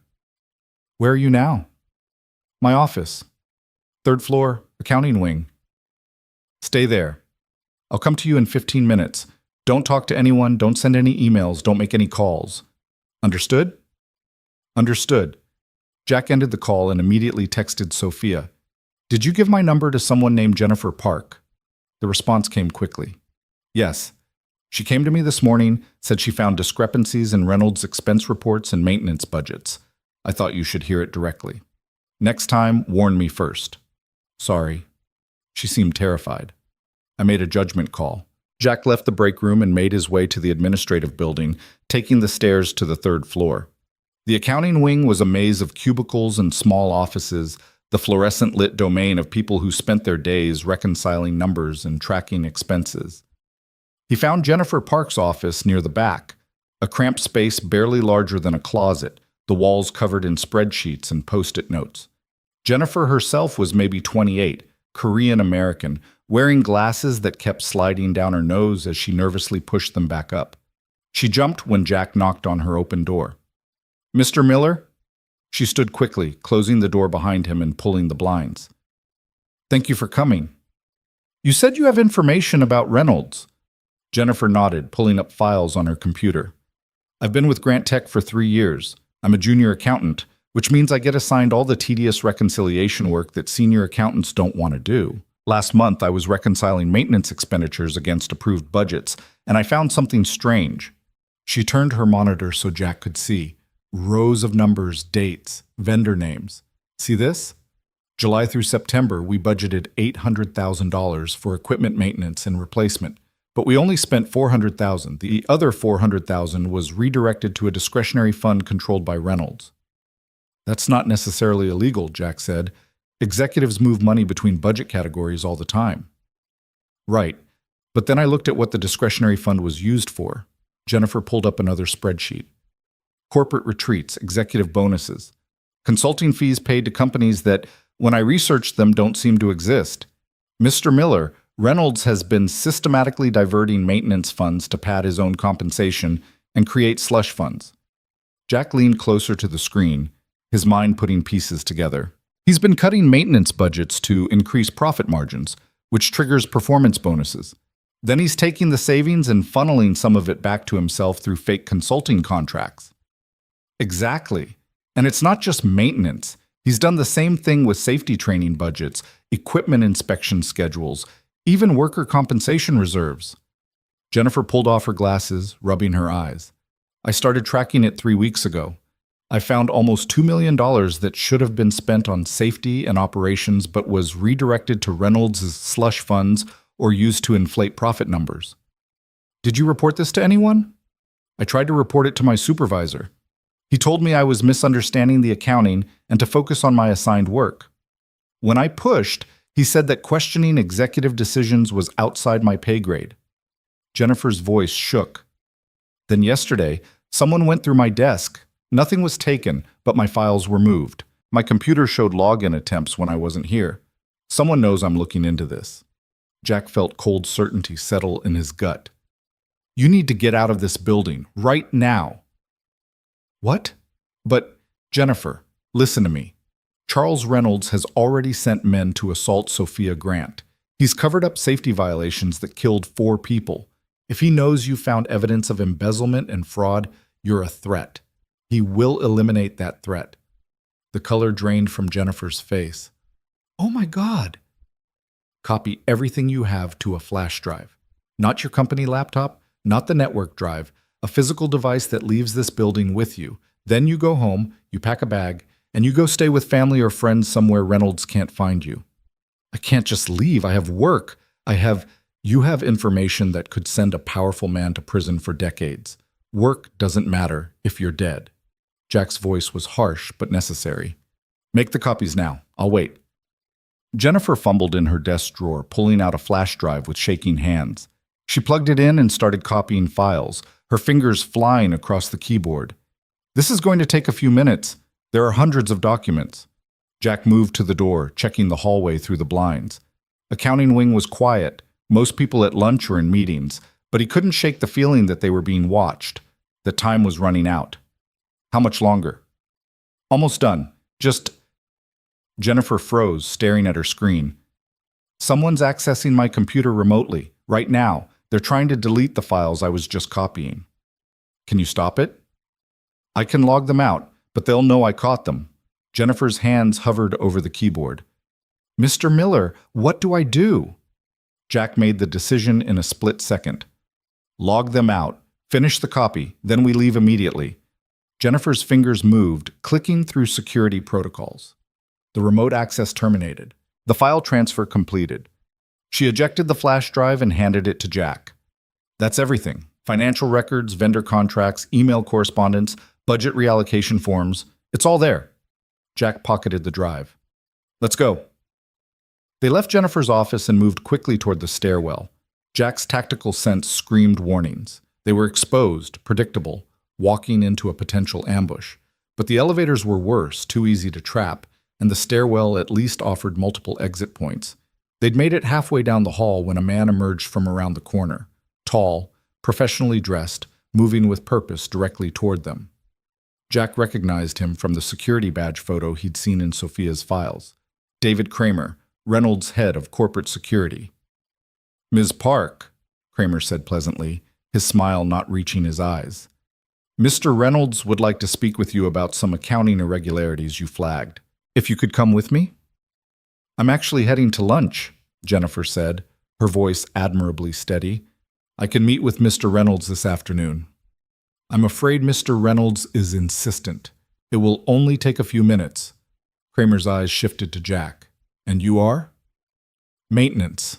I was fixing Ms. Park's radiator. It's been making noise. Kramer's smile widened fractionally. Jack Miller, I've heard about you. The hero from the parking garage. Quite a coincidence, you being everywhere important things happen. I work here. It's not that much of a coincidence. Well, Mr. Miller, your services aren't needed right now. Ms. Park, shall we? Kramer took a step forward. Jack shifted slightly, positioning himself between Kramer and Jennifer, his weight balanced, ready to move. The hallway suddenly felt smaller, the air charged with unspoken threats. Ms. Park isn't going anywhere with you, Jack said quietly. If Reynolds wants to meet, he can schedule it properly through her supervisor. Kramer's pleasant mask slipped slightly. You don't give orders here, Miller. You're a mechanic. She's an employee who's been accessing confidential files without authorization. That's grounds for immediate termination and possibly criminal charges. Then call the police. File a formal complaint. Do it legally. Jack's voice remained calm, but his eyes were hard. What you don't get to do is intimidate a young woman and try to forcibly remove her from a public hallway. For a moment, Kramer considered his options. Jack could see the calculation happening, whether the confrontation was worth it, whether he could physically overpower both of them, what the consequences would be if this escalated publicly. Finally, Kramer stepped back. This conversation isn't over, Ms. Park. You've made some serious accusations against senior leadership. There will be consequences. Oh, she's made no accusations, Jack said. She's an accountant doing her job. Now, if you'll excuse us, we have lunch plans. Jack guided Jennifer past Kramer, every nerve alert for an attack from behind. But Kramer let them pass, though Jack could feel the man's eyes boring into his back all the way to the stairwell. Once they were in Jack's truck, Jennifer finally let herself shake. Oh my God. Oh my God. That was Kramer. Reynolds' attack dog. Mr. Miller. He was going to take me somewhere, and he was going to intimidate you, possibly hurt you, definitely destroy any evidence you had. But you're safe now. Jack pulled out of the parking lot, checking his mirrors obsessively. Where do you live? Jennifer gave him an address in a suburb 20 minutes away. Jack drove there, still checking mirrors, still watching for followers. When they arrived at her apartment complex, he walked her to her door. Pack a bag, he told her. Essentials only. Do you have family you can stay with? My sister lives 2 hours north. I can go there. Perfect. Do that today. Don't tell anyone from work where you're going. Turn off your phone's location services. Use cash, not credit cards that can be traced. And Jennifer? Jack waited until she met his eyes. What you did took courage. That evidence you gathered might save lives. Don't let anyone make you feel like you did something wrong. Jennifer nodded, tears streaming down her face. Thank you for believing me, for protecting me. Thank you. Jack waited until she was inside and he heard the deadbolt engage, then returned to his truck. He drove 3 blocks before pulling over and calling Sophia. We have a problem, he said when she answered. Reynolds knows someone's investigating him. His security chief just tried to grab Jennifer Park, and she barely got away. Sophia's sharp intake of breath was audible. Is she safe? For now. I sent her to stay with family. But Sophia, this means Reynolds is panicking. He's not thinking strategically anymore. He's in survival mode, which makes him exponentially more dangerous. What do we do? We accelerate. Jennifer gave me a flash drive with evidence of financial fraud, embezzlement, false accounting, budget manipulation. Combined with the safety violations OSHA is documenting, we have enough to go to the authorities. Today, right now. If we go now, Reynolds will know it was me. He'll know I've been investigating him. He already knows, or at least suspects. That's why he sent Kramer after Jennifer. We're past the point of subtlety. Jack checked his mirrors again, making sure he wasn't being followed. Call your lawyer. A real one, not someone on Grant Tech's payroll. We need to arrange a meeting with the FBI's white-collar crime division and possibly the state's attorney. We hand over everything, Jennifer's files, the maintenance records, the evidence of the assault in the parking garage. We let the authorities take it from here. Sophia was quiet for a long moment. If we do this, Grant Tech's stock will crater. The company I built, everything I've worked for, it'll be destroyed. Maybe. Or maybe it survives because you were brave enough to expose the rot before it killed more people. Either way, Sophia, you don't have a choice anymore. You can lose the company or you can lose your life. I know which one Emma would want you to choose. Another pause, longer this time. Then Sophia's voice came through, steady and resolved. You're right. I'll call my personal attorney. We'll set up a meeting for tomorrow morning with federal investigators. Not tomorrow, today. This afternoon if possible. Every hour we wait is another hour Reynolds has to destroy evidence or come after us. All right, I'll make it happen. Jack, where are you right now? Parked in a random neighborhood, making sure I wasn't followed. Jack started the truck again, pulling back into traffic. I'm going to pick up Lena from school early, take her to stay with a friend's family tonight. I don't want her in our apartment until this is over. Good idea. I'll do the same with Emma. Sophia's voice softened. We're really doing this. We're really going after him. We are. And Sophia, when the investigators ask why you came forward, tell them the truth. Tell them about the workers who died. Tell them about Michael Chen and how your company punished the man who saved his life. Tell them you couldn't let one more person get hurt because of your company's negligence. I will. I promise. Jack ended the call and drove toward Lena's school, his mind already planning the logistics of keeping his daughter safe. He had a friend from his Navy days, Marcus Thompson, who lived 40 minutes away with his wife and 2 kids. Thompson had offered more than once to help if Jack ever needed anything. This qualified. He called Thompson from the truck. Marcus, it's Jack Miller. I need a favor. Name it, brother. I need you to keep Lena for a couple days. I'm involved in something that might get dangerous, and I can't risk her being collateral damage. Thompson didn't hesitate. Bring her over. Sarah will be thrilled. You know she loves having kids in the house. Lena can share Megan's room. I'll explain everything when I get there. But Marcus, if anyone comes asking about her, anyone you don't personally know and trust, you don't tell them anything. You don't even confirm she's there. Thompson's voice turned serious, the easy camaraderie replaced by operational focus. What kind of trouble are you in? The kind that ends with me testifying against someone powerful who's already proven he'll hurt people to protect his secrets. I don't think he knows about Lena yet, but I'm not taking chances. Understood. We've got your 6, Jack. Bring her over whenever you're ready. But Jack picked Lena up from school, watching the other parents and cars with paranoid intensity. Everything looked normal. Minivans and SUVs, mothers and fathers collecting children, the mundane rhythm of suburban life continuing obliviously. Dad, you're early, Lena said as she climbed into the truck, her backpack hitting the seat with a heavy thump. Is everything okay? Everything's fine, sweetheart, but I need you to do me a favor. Remember Uncle Marcus and Aunt Sarah? From your Navy days? With the 2 girls?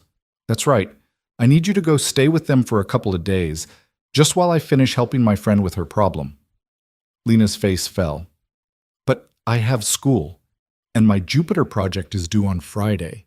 You can work on your project there, and I already called your school. They know you'll be absent for a few days. Jack reached over and squeezed her shoulder. I know this isn't what you want, honey, but it's important. The situation I'm helping with has gotten more complicated, and I need to know you're somewhere safe. Is someone going to try to hurt me? Lena's voice was small, scared. No, absolutely not. This is just a precaution. Like wearing a seatbelt, you don't expect to need it, but you wear it anyway because it's smart. Jack tried to sound confident, reassuring, even as his gut churned with fear. I promise you, you're going to have fun at the Thompsons. Megan and Claire are excited to see you. Lena nodded slowly, accepting the explanation even if she didn't fully understand it. Okay, but Dad, you have to promise you'll call me every night.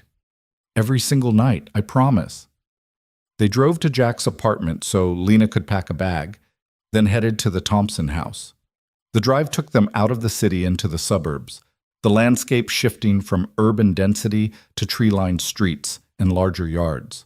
Thompson's house was a cheerful 2-story with a swing set in the backyard and chalk drawings on the driveway. Sarah Thompson greeted them at the door, pulling Lena into a hug before the girl could even set down her bag. Lena, we're so happy you're staying with us. Megan and Claire are upstairs. They've been bouncing off the walls with excitement all afternoon. Lena managed a smile and headed upstairs, leaving Jack alone with Marcus. The 2 men stood in the kitchen, the pretense of normalcy dropped now that Lena was out of earshot. Talk to me, Marcus said. Jack gave him the abbreviated version: Sophia, Reynolds, the safety violations, the assault, the investigation. Marcus listened without interruption, his expression growing darker with each detail. You're poking a bear, Marcus said when Jack finished. A rich, powerful, desperate bear who's already killed people and tried to kill the woman investigating him. Jack, you need to be very careful. Men like Reynolds don't go down easy. I know. That's why Lena's here. That's why I'm meeting with federal investigators this afternoon. I want this documented, official, in the hands of people with badges and subpoena power. What do you need from me? Keep Lena safe. Don't let her use her phone to call anyone except me. I don't know if Reynolds has the capability to track it. Don't post anything on social media about her being here. And Marcus, if something happens to me, it won't. If it does, Jack insisted, Sophia Grant has promised to take care of Lena. She has resources, protection, money. You call her, you make sure Lena gets somewhere safe and stays there until Reynolds is in custody. Marcus gripped Jack's shoulder. Brother, you're talking like you expect to die. You're a SEAL. You've survived worse than some corporate executive with delusions of power. I've survived combat because I prepared for the worst-case scenario every single time. This is no different. Jack pulled out a piece of paper with Sophia's personal number written on it. Keep this somewhere safe, just in case. Marcus pocketed the paper, then pulled Jack into a brief, fierce hug. You finish this mission, and you come back for your daughter. That's an order. Yes, sir. Jack said goodbye to Lena, hugging her tighter and longer than usual, breathing in the scent of her shampoo and the lingering sweetness of childhood. When he finally let go, she looked up at him with eyes too old for 8. You're scared, she said. Not a question. An observation. Jack considered lying, considered giving her a false reassurance. Instead, he chose honesty. A little bit. But I'm also prepared, and I'm doing the right thing, which means I have courage on my side. Courage doesn't mean you're not scared. It means you do it anyway. Lena smiled, repeating words he'd told her 100 times. You taught me that. Smart kid. Smart dad. Jack kissed her forehead and left before his resolve could weaken. The drive back to the city was the longest 40 minutes of his life, every mile increasing his sense of urgency, of time running out. His phone rang, Sophia's name on the screen. We're set, she said. FBI field office, downtown, 4 p.m., bring everything. I'll be there. Where are you now? My office, surrounded by people. Emma's with her security detail at a private facility, not home, somewhere Reynolds doesn't know about. I've told my assistant I have meetings all afternoon and I'm not to be disturbed. Good. Don't leave your office until it's time to meet. Don't go anywhere alone, not even the bathroom. You think he'd try something here in the building? I think a desperate man will do anything. Better to be paranoid and alive than trusting and dead. Sophia laughed, sharp and humorless. That should be printed on a motivational poster. I'll suggest it to Hallmark. Jack checked his mirrors again, still watching for followers. Sophia, when we meet with the FBI, let me do most of the talking initially. They're going to be skeptical. Accusations against a prominent executive, evidence gathered through questionable means. I've dealt with federal agencies before. I know how to present information in a way that gets them to take action. All right, Jack, thank you for everything. For saving me in that garage, for believing me about Reynolds, for protecting Lena and Emma. I know I don't deserve your help after what I did to you. Stop. Jack's voice was firm but not unkind. We're not doing this. We're not relitigating the past. Right now, in this moment, we're 2 people trying to stop a killer from claiming more victims. That's all that matters. You're a good man, Jack Miller. I'm just a man trying to do the right thing. Sometimes that's enough. He ended the call and continued driving toward downtown, toward the FBI field office, toward the moment where everything would become official and irrevocable. Once they handed over the evidence, once they made their statements, there would be no going back. Reynolds would know. The investigation would become public. The consequences would cascade outward like ripples on a pond, touching everyone involved. Jack thought about the 4 workers who'd died because of Reynolds' greed. He thought about the 40 people in Building C who could have died yesterday if that press had failed. He thought about Michael Chen, blue-faced and dying, and the choice Jack had made 2 years ago to break protocol and save a life. Some choices defined who you were. This was one of them. The FBI field office was an austere concrete building in the federal district, all security checkpoints and metal detectors and stern-faced agents. Jack badged in with his driver's license, submitted to a pat-down, and was escorted to a conference room on the 4th floor.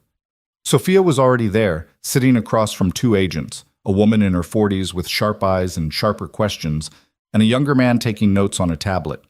They both stood when Jack entered. Jack Miller? The woman asked, extending a hand. I'm Special Agent Patricia Reeves, White Collar Crimes Division. This is Agent Daniel Torres. Ms. Grant has been explaining the situation. We'd like to hear your perspective. Jack shook hands and sat down, pulling out the flash drive Jennifer had given him. Before we get into perspectives, you need to see this. Financial records showing systematic embezzlement and budget manipulation by Charles Reynolds, Vice President of Grant Tech. The evidence was compiled by a junior accountant who discovered irregularities in maintenance expenditures. Reeves took the drive, plugging it into her laptop. Bullshit. Her expression remained neutral as she scrolled through files, but Jack saw the way her eyes narrowed, the subtle tension in her jaw. These were the reactions of someone seeing evidence of serious crimes. Where's this accountant now? Torres asked. Safe. Away from Grant Tech. She was confronted by Reynolds' head of security this morning. He attempted to forcibly remove her from the building for questioning. I intervened and got her out. Reeves looked up sharply. You intervened how? I stopped a man from intimidating a witness and escorted her to safety. Nothing illegal, nothing violent. But the attempt itself demonstrates Reynolds' awareness that he's being investigated and his willingness to use force to stop it. Reeves leaned back, studying Jack with the calculating gaze of someone trained to spot deception. Ms. Grant mentioned you were assaulted in a parking garage 3 nights ago. She claims Charles Reynolds ordered the attack. I wasn't assaulted, Jack said. Ms. Grant was assaulted by 3 men. I intervened. The attack occurred hours after Ms. Grant began asking pointed questions about safety violations that Reynolds had covered up. Can you prove Reynolds ordered the attack? Not directly, but I can prove the safety violations existed, that Reynolds had direct knowledge of them, and that he systematically falsified reports to hide them. I can prove that 4 workers have died due to equipment failures that were documented and ignored. And I can prove that the timing of the assault correlates precisely with Ms. Grant's investigation becoming a threat to Reynolds' freedom. Torres was typing rapidly.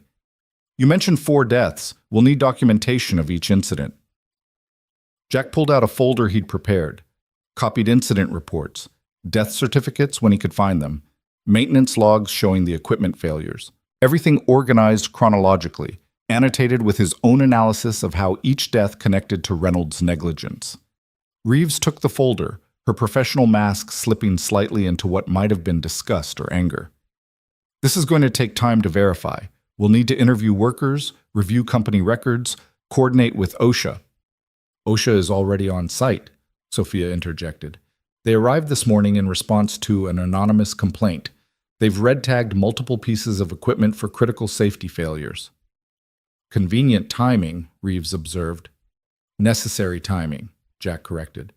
That equipment was going to fail catastrophically, possibly today, possibly tomorrow, but soon. The anonymous complaint prevented more deaths. I'd think federal investigators would appreciate that.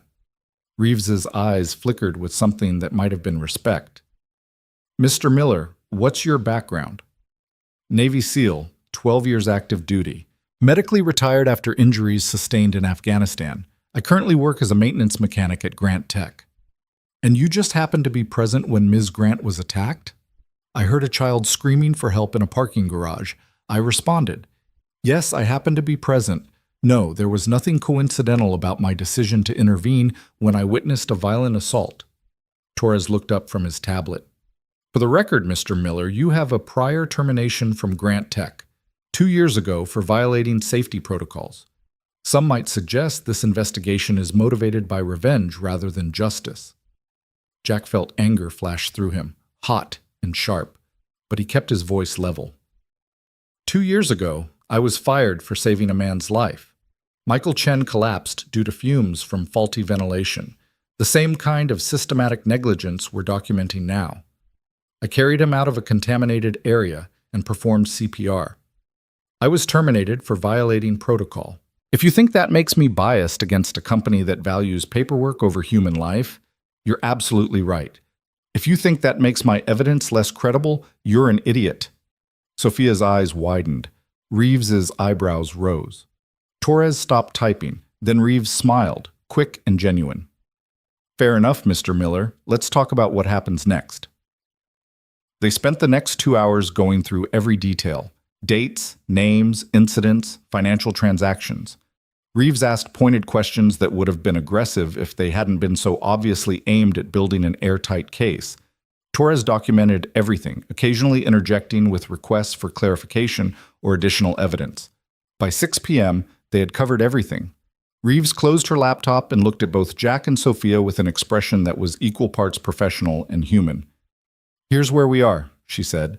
You've given us probable cause to open a formal investigation into Charles Reynolds for embezzlement, fraud, and criminal negligence resulting in death.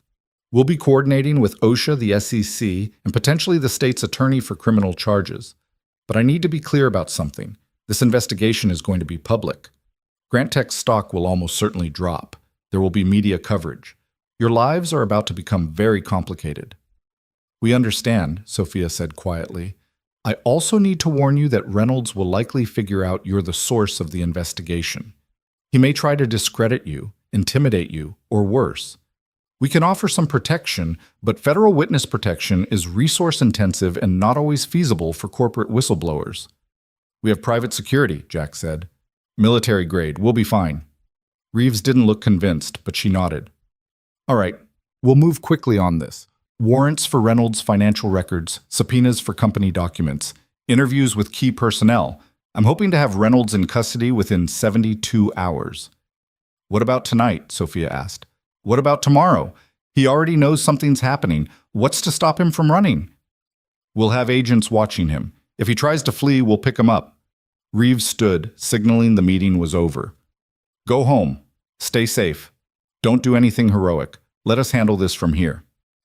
They left the FBI building together, walking out into the early evening. The city was transitioning from work to night, office workers streaming toward subway stations, restaurants filling with dinner crowds. Life continuing in its normal patterns, oblivious to the investigation that had just been launched. I need a drink, Sophia said as they reached the parking garage. Or 12. You need to go home, lock your doors, and stay put, Jack countered. Reeves was right. Reynolds is going to figure this out fast, and when he does, he'll make a move. Let him. I'm tired of being afraid. But Sophia's voice shook slightly, betraying the bravado. Jack walked her to her car. The Tesla was gone, replaced by an anonymous sedan with tinted windows. Her security detail, he assumed. Smart. Sophia, Jack said as she opened the door, we did the right thing in there. Whatever happens next, remember that. We stopped a killer. We saved lives. Nothing Reynolds does can take that away. Sophia looked at him, and for the first time since the parking garage, she smiled. Really smiled, without fear or calculation. You know what's funny? 2 years ago, I thought you were reckless, dangerously impulsive, someone who couldn't be trusted to follow the rules. Turns out that's exactly what I needed. Life's full of irony. It really is. Sophia got in her car, then rolled down the window. Jack? When this is over, when Reynolds is in prison and the company is rebuilt and our lives return to something resembling normal, I owe you a debt I can never repay. You don't owe me anything. You gave me a chance to do what I do best, protect people. That's payment enough. He watched her drive away, then returned to his own truck. The parking garage was nearly empty now, most workers long gone for the day. Jack's footsteps echoed off concrete as he walked to his vehicle, every sense alert for danger. He was halfway to his truck when he saw it. A piece of paper under his windshield wiper, white against the dark glass. Jack approached carefully, scanning the area for threats. The garage appeared empty, but appearances meant nothing. He pulled the paper free. Block letters written in black marker. You made a mistake. They can't protect you. Jack crumpled the note, his jaw clenched so tight his teeth ached. Reynolds knew. Of course he knew. The question was what he'd do about it. Jack got in his truck, locked the doors, and called Marcus Thompson. Is Lena okay? She's fine, playing video games with the girls, eating pizza. Everything's good here. Why? What happened? Reynolds left me a threat. He knows I'm involved. I don't think he knows about Lena yet, but I want you on full alert. Lock all doors and windows. If anyone approaches the house who you don't know personally, you call the police first and me second. Understood? Understood. Jack, do you need backup? I can call some of the guys from our unit. No, this isn't combat. This is law enforcement's problem now. I just need you to keep my daughter safe. She's safe, brother. You have my word. Jack ended the call and sat in his truck, engine running, thinking through scenarios. Reynolds had resources, connections, and desperation. The FBI would move fast, but fast might not be fast enough. 72 hours was the lifetime when you were fighting someone who had nothing left to lose. His phone rang again. Unknown number. Jack answered cautiously. Hello? Mr. Miller. The voice was smooth, cultured, dripping with false courtesy. Charles Reynolds. I believe we should talk. I don't have anything to say to you. Oh, I think you do. You see, I've just had a very interesting conversation with my attorney. It seems federal investigators are requesting documents related to maintenance budgets and safety protocols. They're interviewing my employees, they're building a case, and I can't help but wonder where they got their information.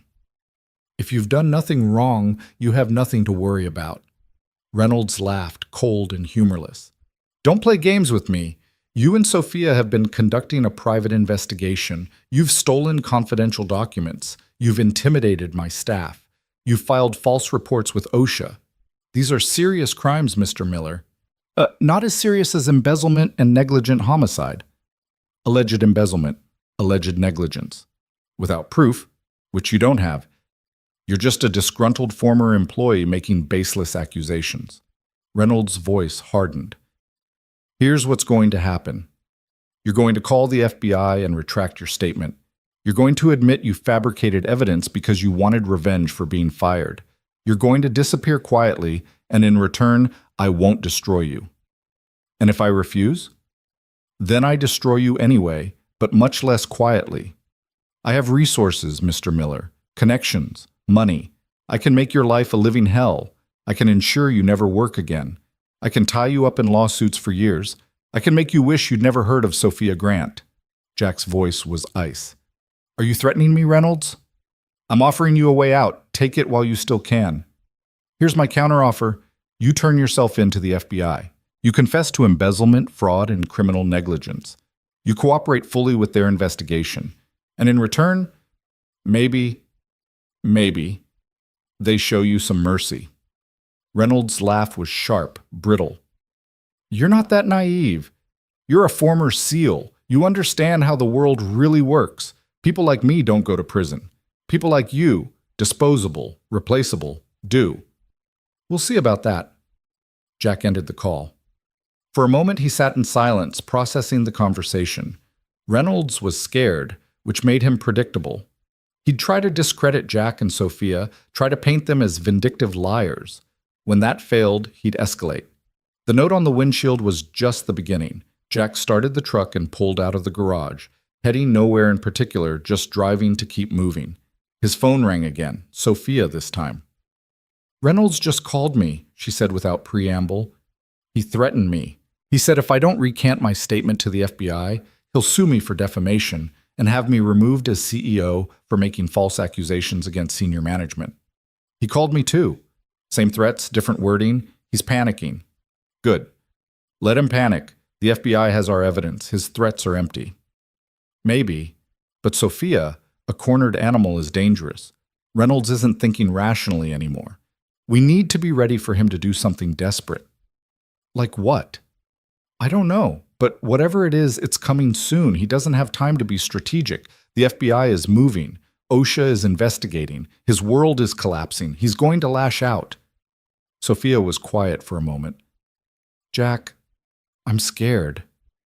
I know, me too, but we're prepared. You have security. Emma's protected. Lena's safe. We just need to survive the next few days and then it's over.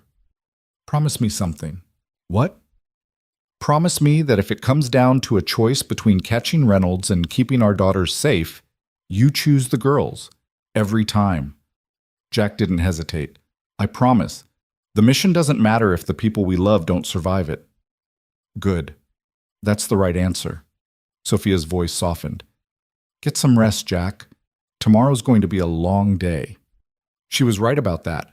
What neither of them knew was just how long it would be, or how much blood would be spilled before the sun rose again. Jack didn't go home that night. Instead, he drove to a 24-hour diner on the edge of the city, the kind of place where truckers and insomniacs gathered under fluorescent lights that never dimmed. He ordered coffee he didn't drink and sat in a corner booth where he could watch both entrances, his phone on the table, his mind cycling through contingencies and worst-case scenarios. Reynolds would make a move. The only question was when and how. At 2:17 a.m., Jack's phone lit up with an incoming call from Marcus Thompson. He answered before the first ring finished. What's wrong? Nothing yet, but you need to know. There's a car parked across the street from my house. Has been for the last hour. Dark sedan, tinted windows, engine running. Could be nothing. Could be... It's something. Have you called the police? Not yet. Wanted to check with you first. Jack was already moving, throwing bills on the table and heading for the door. Call them now. Report a suspicious vehicle. Don't mention Lena. Don't mention me. Just say there's a car that's been idling outside your house and you're concerned. I'm 40 minutes away. I'll be there as fast as I can. Copy that. Jack drove with the kind of controlled urgency that came from years of tactical operations. Fast, but not reckless. Efficient, but not panicked. His mind was already 3 steps ahead, calculating what Reynolds might be planning. Surveillance, most likely. Confirmation that Lena was at the Thompson house before attempting something more aggressive. Or maybe just intimidation. A message that Reynolds knew where Jack's daughter was and could reach her anytime he wanted. Either way, it ended tonight. Jack called Sophia as he drove. She answered on the second ring, her voice thick with interrupted sleep. Jack, what time is it? Time for you to wake up your security team. Reynolds has someone watching the house where Lena's staying. He's escalating faster than I expected. The fog of sleep vanished from Sophia's voice instantly. Oh my God. Is she safe? For now. Police are on their way and I'm heading there. But Sophia, if Reynolds knows about Lena, he might know about Emma too. You need to move her, tonight, right now, somewhere Reynolds absolutely cannot find. Where? He has resources, connections. You have more. You have money and motivated security and the element of surprise. Pick a location he'd never think of. Not a 5-star hotel, not a corporate safe house. Somewhere ordinary, anonymous, a roadside motel 3 towns over, a friend's cabin in the woods, somewhere off the grid. Sophia was already moving. Jack could hear the rustle of clothing, footsteps on stairs. There's a place. My college roommate's family has a lake house 2 hours north. It's under her maiden name, no connection to me. Reynolds would never find it. Perfect. Take Emma there. Take your security team. And Sophia? Turn off your phone once you're on the road. No credit cards, no traceable communication. You disappear until the FBI picks Reynolds up. What about you? What about Grant Tech? Grant Tech doesn't matter right now. Nothing matters except keeping our daughters safe. Jack checked his rearview mirror for the 100th time, making sure he wasn't being followed. Go, move fast. I'll contact you when it's safe. Jack, Sophia's voice broke slightly. Be careful, please. Always am. He ended the call and pressed harder on the accelerator, the city lights blurring past his windows. The roads were empty at this hour, just the occasional taxi or delivery truck sharing the pavement. Jack pushed his truck to 10 miles over the limit, the maximum speed he could justify if stopped by police, though every instinct screamed at him to go faster. 38 minutes after Marcus's call, Jack turned onto the quiet suburban street where the Thompson house sat dark and peaceful. The suspicious sedan was gone, replaced by a police cruiser parked in front of Marcus's driveway. Its lights off, but its presence unmistakable. Jack parked 2 houses down and approached on foot, keeping to the shadows out of habit. A uniformed officer stood on Marcus's front porch, taking notes while Marcus spoke in low tones. Jack waited until the officer returned to his cruiser before approaching. Marcus saw him coming and stepped off the porch to meet him. Police ran the plates. Car was a rental, paid for with a corporate credit card from Grant Tech. Driver left as soon as the cruiser turned onto the street. Did you get a description? White male, 40s, professional looking. Could have been anyone. Marcus's jaw was tight with controlled anger. Jack, what the hell is going on? Why is someone from Grant Tech watching my house in the middle of the night? Jack gave him the abbreviated version. Reynolds, the investigation, the escalation. Marcus listened without interruption, his expression growing darker with each detail. So this guy is willing to come after an 8-year-old girl to intimidate you? Looks that way. Then he's dumber than he is corrupt. Marcus gestured toward his house. I've got 3 rifles and 2 handguns in a safe upstairs. I've got training and experience. And I've got 0 patience for men who threaten children. Reynolds wants to come back. He can try. He won't like what he finds. I appreciate that, but I'm not putting your family at risk. I'm taking Lena somewhere else, somewhere Reynolds can't find. Where? Jack didn't answer immediately. Where could he take his daughter that would be truly safe? Reynolds had money, connections, and apparently no moral boundaries. Anywhere predictable, friends, family, hotels, was potentially compromised. Then it hit him. The one place Reynolds would never think to look because it was so obviously dangerous. I'm taking her to Sophia's lake house, Jack said. the one she's moving Emma to tonight. Reynolds will assume we'd never put both girls in the same location. He'll be looking for them separately, dividing his resources. By keeping them together, we make them easier to protect. Marcus considered this, then nodded slowly. Tactical consolidation. Easier to defend one position than two. Smart. When do you leave? Now. I'll pack Lena's things, let her sleep in the truck until we're out of the city. I'll come with you, extra security. You have a family, Marcus. I can't ask you to... You're not asking. I'm volunteering. Sarah can take the girls to her mother's for a few days. This guy Reynolds needs to understand that when he threatens the SEAL's family, he's threatening all of us. Marcus's voice carried the flat certainty of a man who'd made a decision and wouldn't be swayed. Give me 10 minutes to talk to Sarah and pack a bag. Jack wanted to argue, wanted to insist that Marcus stay safe with his own family, but the truth was, he needed the help. 2 trained operators were exponentially more effective than 1, especially when it came to protecting children in a potentially hostile situation. 10 minutes, Jack agreed. Marcus returned to his house while Jack called Sophia again. She answered immediately, breathless and tense. We're on the road. Emma's asleep in the back seat. Security team is following in a second vehicle. Where are you? Still at Marcus Thompson's place. The surveillance car left when police arrived, but I'm not taking chances. I'm bringing Lena to the lake house. My friend Marcus is coming too. Former Force Recon Marine, 20 years experience. Extra security. The more the better. Jack, I'm scared. Really scared. What if Reynolds sends more than just surveillance? What if he sends the same men who attacked me in the garage? Then we stop them. Sophia, listen to me. Listen to. You have trained security. You have me. You have Marcus. And you have the FBI actively investigating Reynolds. We're not helpless victims. We're prepared defenders. There's a difference. Sophia took a shuddering breath. Okay. I'm sending you the address and gate code for the lake house. It's isolated about a quarter mile from the nearest neighbor. The property has motion sensors around the perimeter, security cameras, and reinforced doors. It was built by a paranoid tech executive in the 90s. Paranoia is going to work in our favor. I hope so. We'll be there in about 90 minutes. We'll be there in 2 hours. Stay alert, stay off main roads when possible. And Sophia? If you see anything suspicious, and I mean anything, even a car that seems to follow you for more than 3 turns, you call me immediately. I will. Jack, thank you for everything. Jack pocketed his phone as Marcus emerged from his house, carrying a duffel bag and wearing a jacket that concealed what Jack assumed was a holstered weapon. Sarah appeared in the doorway behind him, her face tight with worry but resolute. You bring him back safe, she called to Jack. That's the plan, ma'am. And you keep those little girls safe too. On my life. They went inside quietly, Marcus leading Jack upstairs to the guest room where Lena was sleeping. She was curled under blankets covered in stars and moons, her stuffed penguin clutched to her chest, completely unaware of the danger circling closer. Jack knelt beside the bed and gently touched her shoulder. Lena, sweetheart, wake up.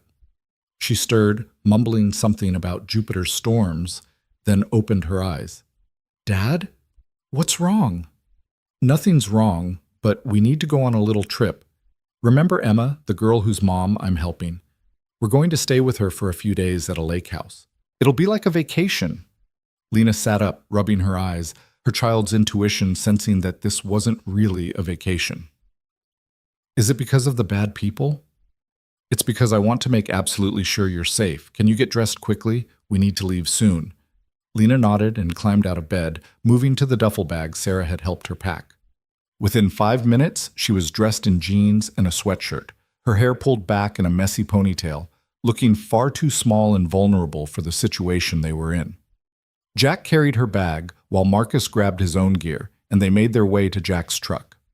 Lena climbed into the back seat, already half asleep again, while Marcus took the passenger seat, his duffel at his feet. Let's move, Marcus said quietly. Jack started the engine and pulled away from the Thompson house, watching his mirrors obsessively. The streets were still empty, just pre-dawn darkness and the occasional streetlight. They drove in silence for 20 minutes, taking a deliberately circuitous route out of the suburbs and onto the highway heading north.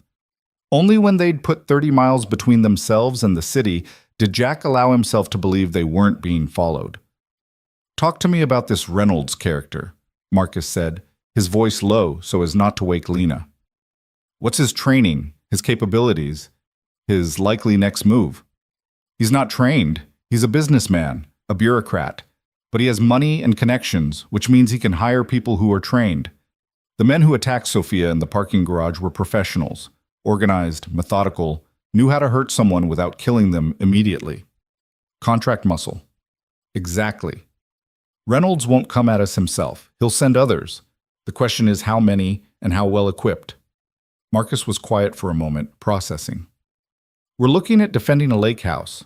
Isolated location, limited escape routes, long sight lines. That's defensible if we prepare properly, but it's also a trap if someone sieges us. Which is why the FBI needs to move faster. Reeves said 72 hours. We need to survive that long, and then Reynolds is in custody, and this is over." 72 hours is a long time when you're in a defensive position with children to protect. "I know." Jack's hands tightened on the steering wheel.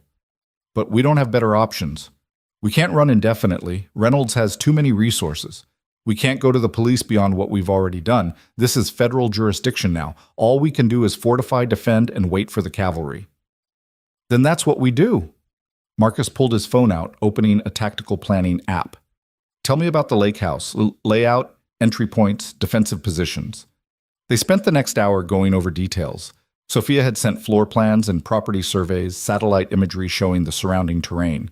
Marcus made notes, sketched diagrams, asked questions that revealed his military training. By the time they were 30 minutes from the lake house, they had the skeleton of a defensive plan. The sun was just beginning to lighten the eastern horizon when Jack turned off the main road onto a narrow gravel drive that wound through dense woods.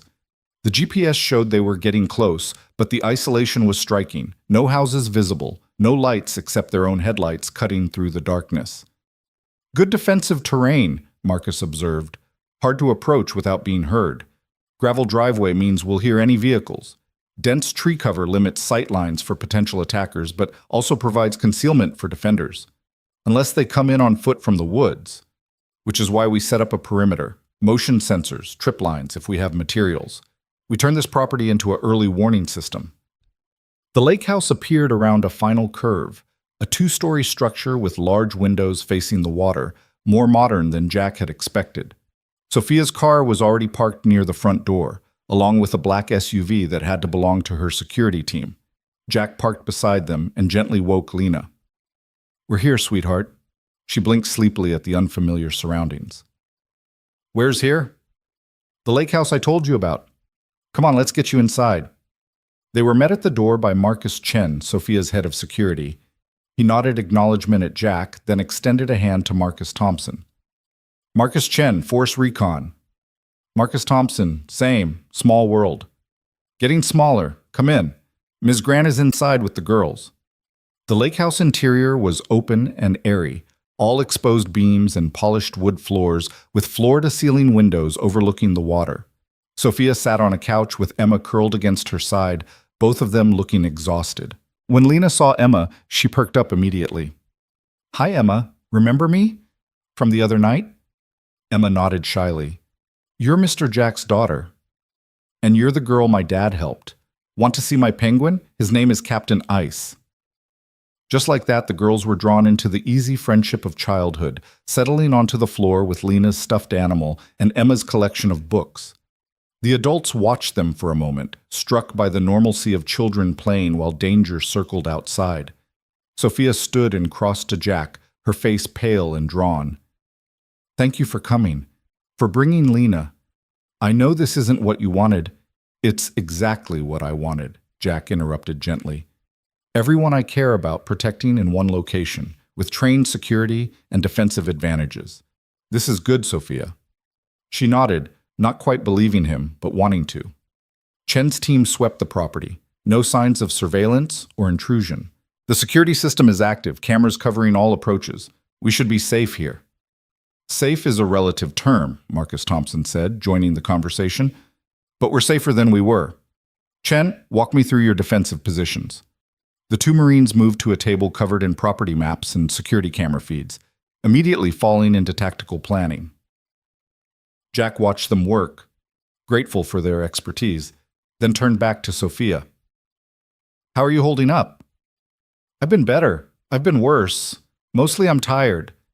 Sophia glanced at Emma, who was now showing Lena how to identify constellations in one of her books. I keep thinking about how we got here. A week ago, my biggest concern was a product launch. Now I'm hiding in a lake house with my daughter while federal agents investigate my company and a criminal I trusted tries to— Her voice broke slightly. Tries to hurt my child to silence me. He won't get the chance. You can't promise that. Watch me. Jack's voice carried absolute conviction. I've defended positions against insurgents with RPGs and military training. Reynolds has money and hired muscle. It's not even close to a fair fight, and we're the ones with the advantage. Sophia managed a weak smile. How do you do that? Stay calm when everything's falling apart? Training, experience, and the knowledge that panic helps no one. Jack gestured to the girls. They're counting on us to be strong, so we're strong. Simple as that. The morning passed in tense preparation. Marcus Thompson and Chen worked together to enhance the property's defenses, repositioning cameras, testing motion sensors, identifying potential weak points in the perimeter. Jack did a complete walk-around of the property, noting sight lines and approaches, mentally cataloging where an attack might come from and how they'd respond. Sophia stayed inside with the girls, trying to maintain some semblance of normalcy. She made breakfast, pancakes and bacon that neither she nor Jack had much appetite for, though Lena and Emma ate enthusiastically. She set up games and activities, keeping the girls occupied and their minds off the undercurrent of tension the adults couldn't quite hide. By noon, the defensive preparations were as complete as they could make them in the time available. Chen's team of 4 operators established a rotation, 2 on watch at all times, 2 resting. Marcus Thompson took up position on the second floor where he had a clear view of the driveway and surrounding woods. Jack remained mobile, checking cameras and sensors, his phone constantly in hand waiting for news from the FBI. At 1 p.m., Special Agent Reeves finally called. We have a problem, she said without preamble. Charles Reynolds is gone. Jack's blood went cold. Gone how?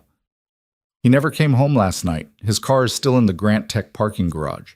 His phone goes straight to voicemail.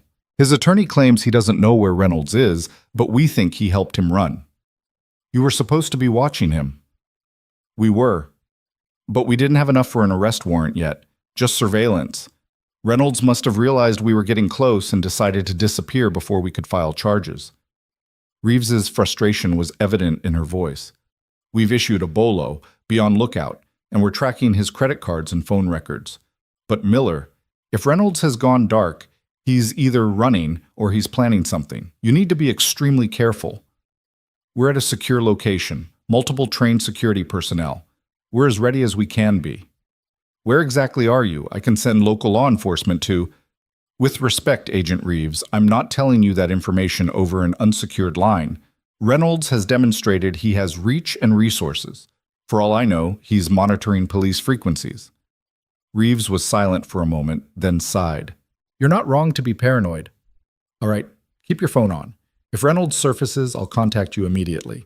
And Miller? If he comes at you, you defend yourself and those girls. Lethal force if necessary.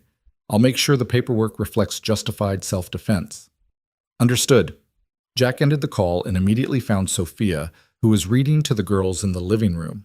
He gestured for her to follow him to the kitchen, out of the children's earshot.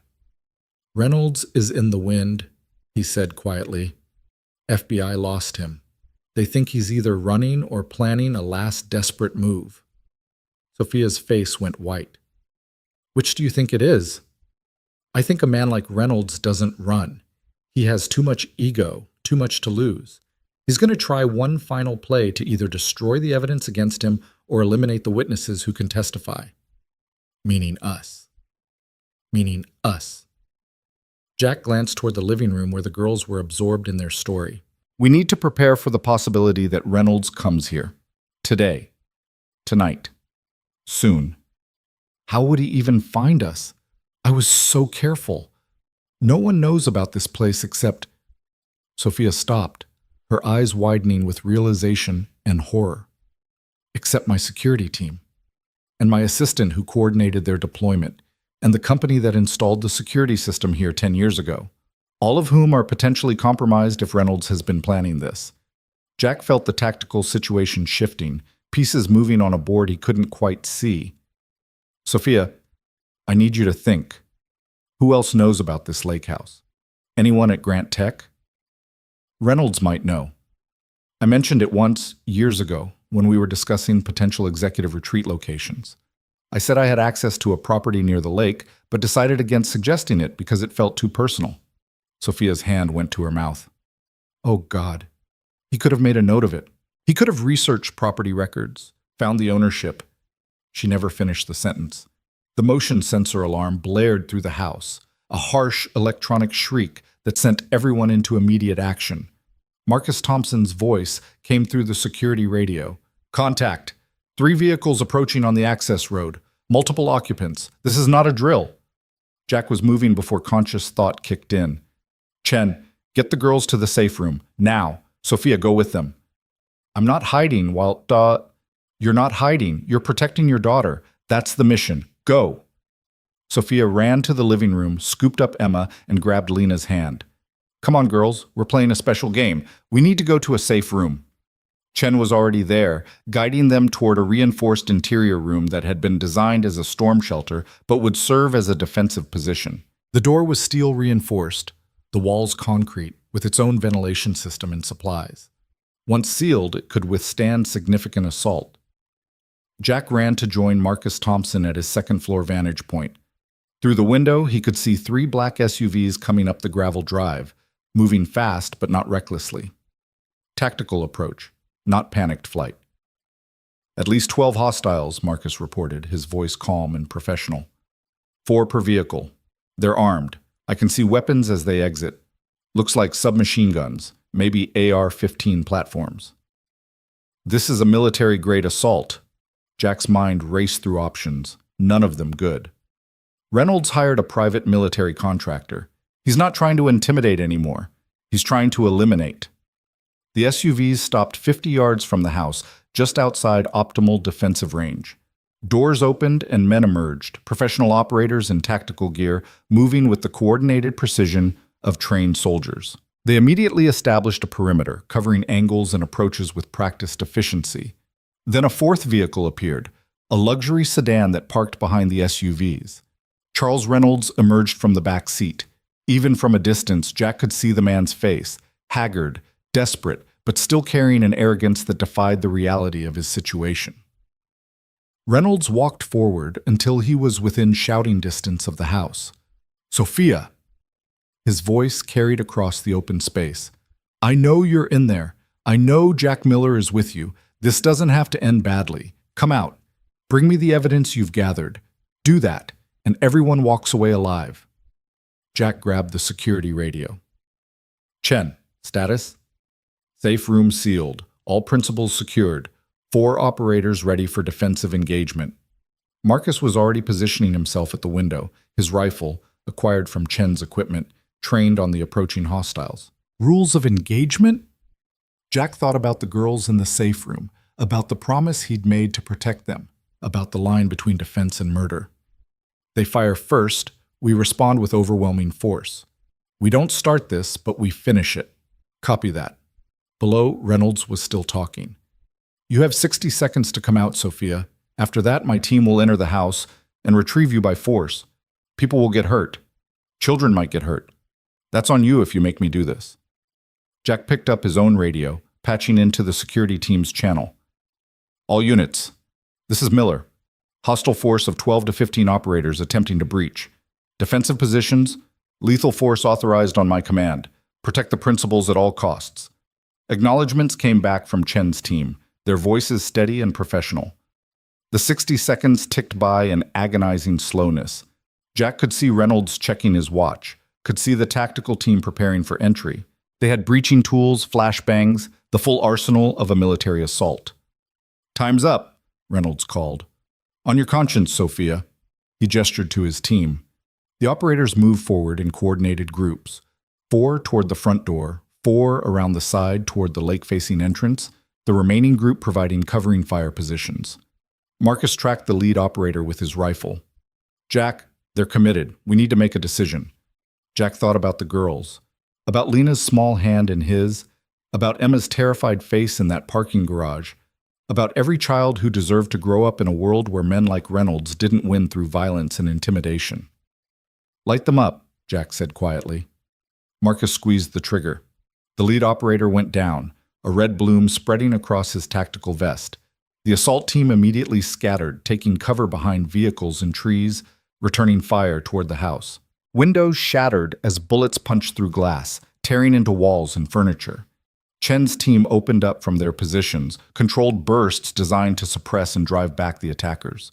The sound was deafening, overlapping cracks of rifle fire, the deeper boom of a shotgun, the continuous rattle of automatic weapons. Jack dropped to a prone position, using the window frame for cover as he returned fire with a pistol Chen had provided.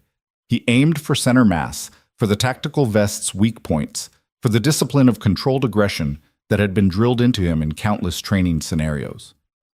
The firefight lasted less than 2 minutes, but felt like hours.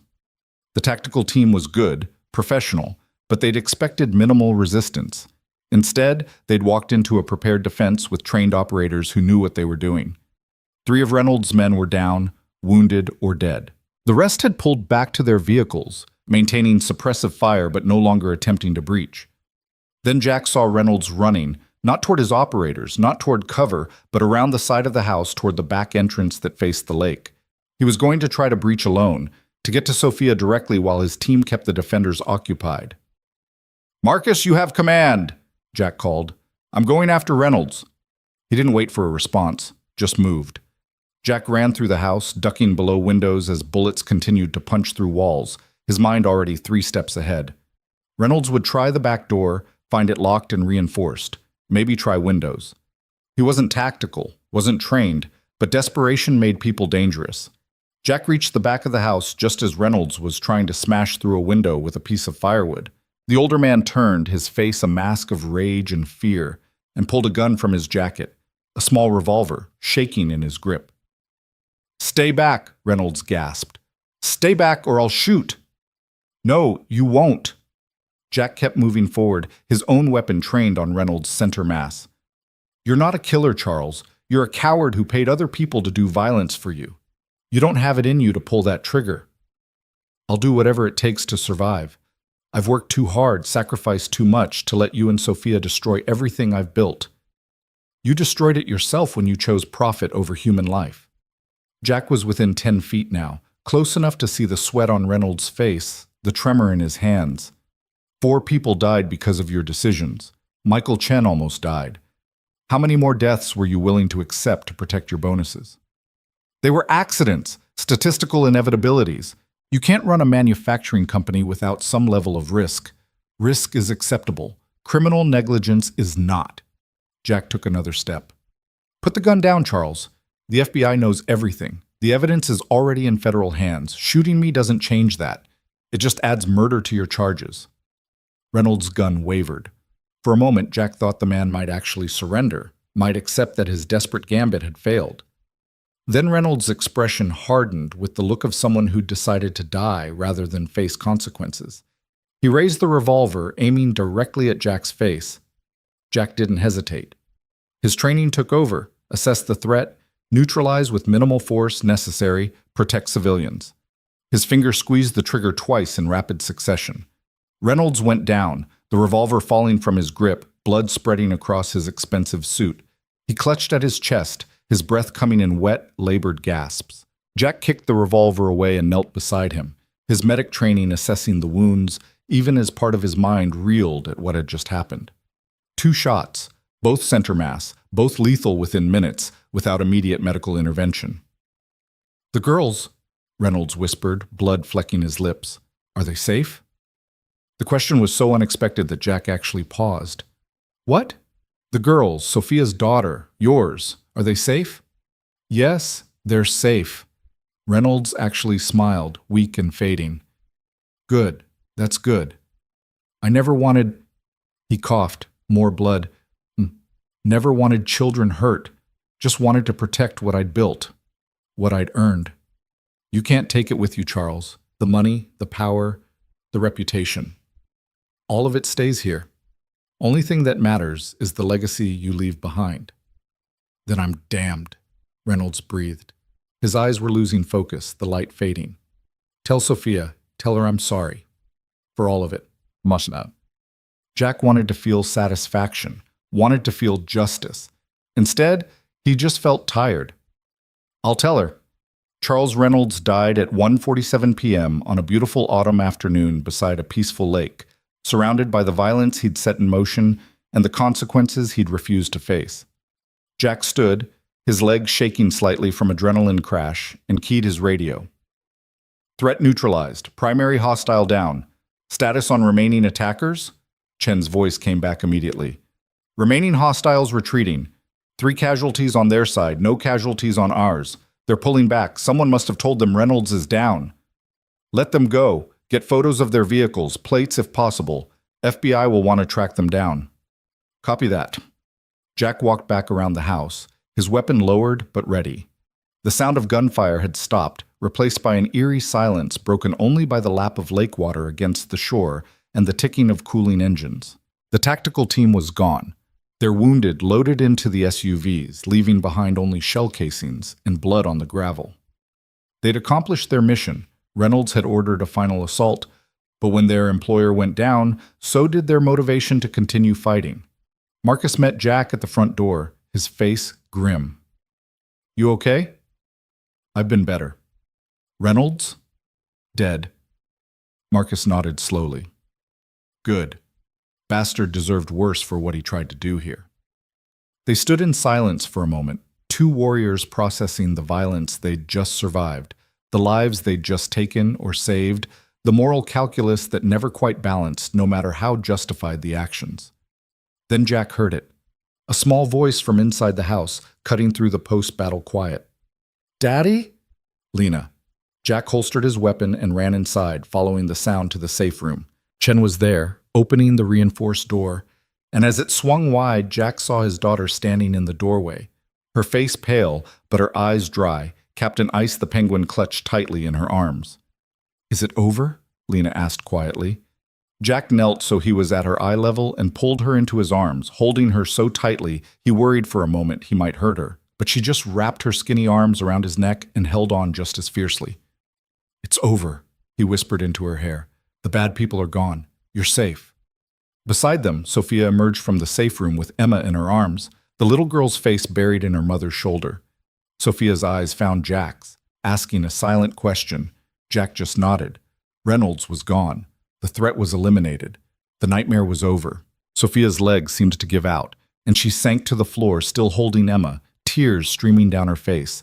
Tears of relief, of trauma release, of the impossible weight of responsibility finally lifting. The next hours passed in a blur of official activity. Agent Reeves arrived with a team of federal agents, crime scene investigators, and what seemed like half the county sheriff's department.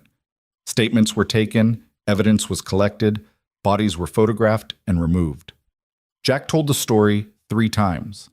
To Reeves, to her supervisor, to a state police detective who specialized in officer-involved shootings. Each time he recounted the events with clinical precision. Reynolds' assault team, the defensive engagement, Reynolds attempting to breach the house alone, the moment he raised his weapon and forced Jack to make the only choice that kept everyone else alive. Each official reached the same conclusion: justified self-defense. Reynolds had initiated lethal force. Jack had responded proportionally. The physical evidence supported Jack's account. No charges would be filed. By evening, the lake house was quiet again. The officials gone, the crime scene tape removed. Chen's security team had been relieved by fresh operators who would maintain watch for the next few days while the investigation concluded. Marcus Thompson had called his wife, assured her he was fine, and agreed to stay one more night to help Jack process everything that had happened. The girls were asleep, exhausted by trauma and adrenaline, tucked into beds in adjacent rooms where they could call out for their parents if nightmares came. Jack sat on the lake house deck, staring at water that reflected the sunset in shades of amber and rose. Sophia joined him, carrying 2 glasses of whiskey, one of which she pressed into his hand. I don't really drink, Jack said. Neither do I. But tonight seems like an exception. They sat in silence for a while, sipping whiskey that burned going down and warmed from the inside. Finally, Sophia spoke. You saved our lives, all of us. If you hadn't been here, if you hadn't trained Marcus and coordinated with Chen, if you hadn't stopped Reynolds, her voice broke. We'd be dead. Emma would be dead. We all saved each other, Jack said quietly. You had the courage to investigate. Chen and his team had the skills to defend. Marcus had the loyalty to risk his life for people he barely knew. I just did what any father would do to protect his daughter. Not any father. Most men would have walked away when I asked for help. Most men would have let the past stay buried. Sophia turned to look at him, her face lined with exhaustion, but also something else. Respect, gratitude, maybe even admiration. You're a good man, Jack Miller. Better than I deserve after what I did to you. What you did was human. You made a mistake, and then you spent 2 years regretting it. That's more integrity than most people manage.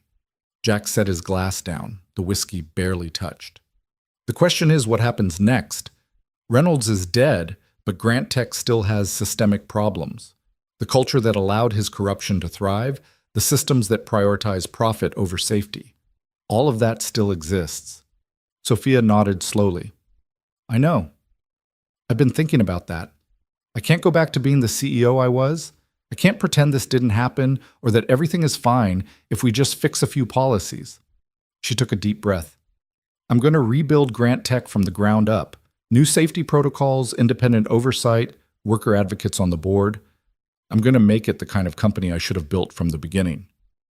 That's going to cost you. Shareholders won't like it. Profit margins will drop. I don't care. I have more money than I could spend in 10 lifetimes. What I don't have is the ability to look at myself in the mirror if I let one more person die because of corporate negligence. Sophia's voice was firm, decided. And I want you to help me.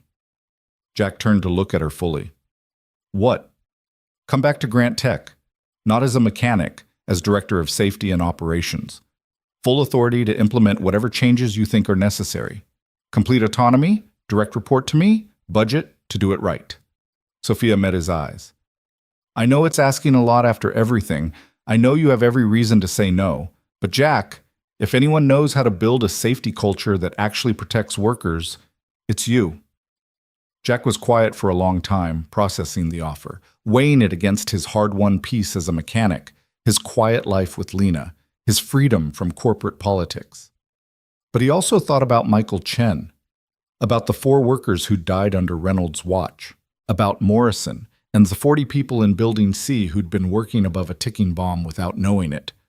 I'll do it on one condition, Jack finally said. Name it. Michael Chen gets his job back, full back pay for the time he lost, promotion if he wants it, and a formal apology from the company for what happened to him. Sophia smiled. Already done. I tracked him down yesterday and called him personally. He starts next week in a supervisory position. Then I guess I'm Director of Safety and Operations. They shook hands, sealing the agreement. 2 former adversaries turned allies by shared trauma and shared purpose. The next morning, Jack woke to find Lena and Emma in the kitchen, working together to make breakfast. Lena was teaching Emma how to crack eggs while Sophia supervised, and the sound of children's laughter filled the space where gunfire had echoed just 24 hours earlier. Marcus found Jack on the deck, coffee in hand, watching the sunrise paint the lake in colors of gold and pink. How you doing, brother? Marcus asked. Honestly, I don't know yet. Ask me in a few months when the nightmares start. They always do, but you know what helps? What? Knowing you did the right thing, knowing the people you protected got to wake up this morning because of choices you made. Marcus gestured toward the kitchen where the girls' laughter continued. Listen to that sound. That's what you fought for. That's what matters. Jack listened. The innocence of children who'd survived something they should never have experienced, who were resilient enough to find joy even in the shadow of trauma. Yeah, he said quietly. That's what matters. Agent Reeves called that afternoon with updates. Reynolds' tactical team had been identified. Private military contractors from a firm with questionable ethics and expensive rates. They were being tracked down for questioning regarding their role in the assault. Reynolds' attorney was cooperating, providing documentation of the conspiracy in exchange for immunity.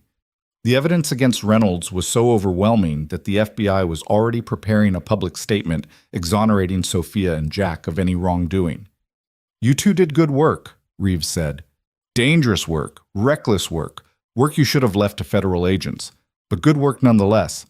We'll need you both for testimony once the related cases go to trial, but that won't be for months." "Understood," Jack said.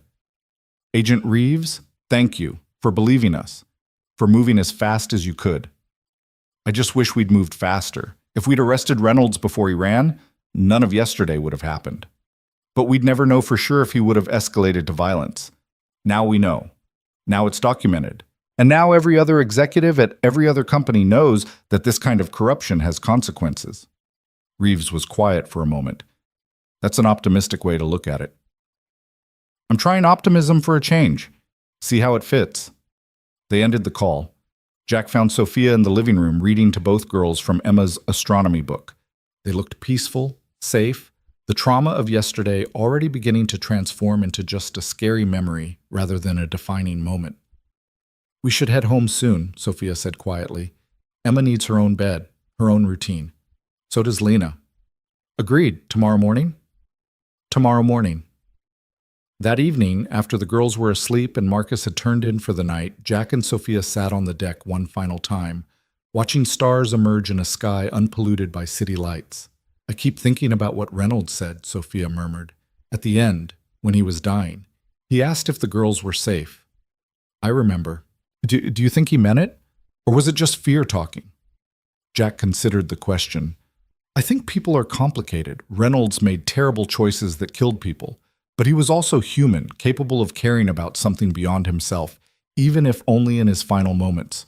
Both things can be true. I don't know if I can forgive him." "You don't have to. Forgiveness is for you, not for him. Whether you forgive or not, he's gone. What matters now is what you do with Grant Tech, how you honor the people who died by making sure no one else does." Sophia nodded slowly.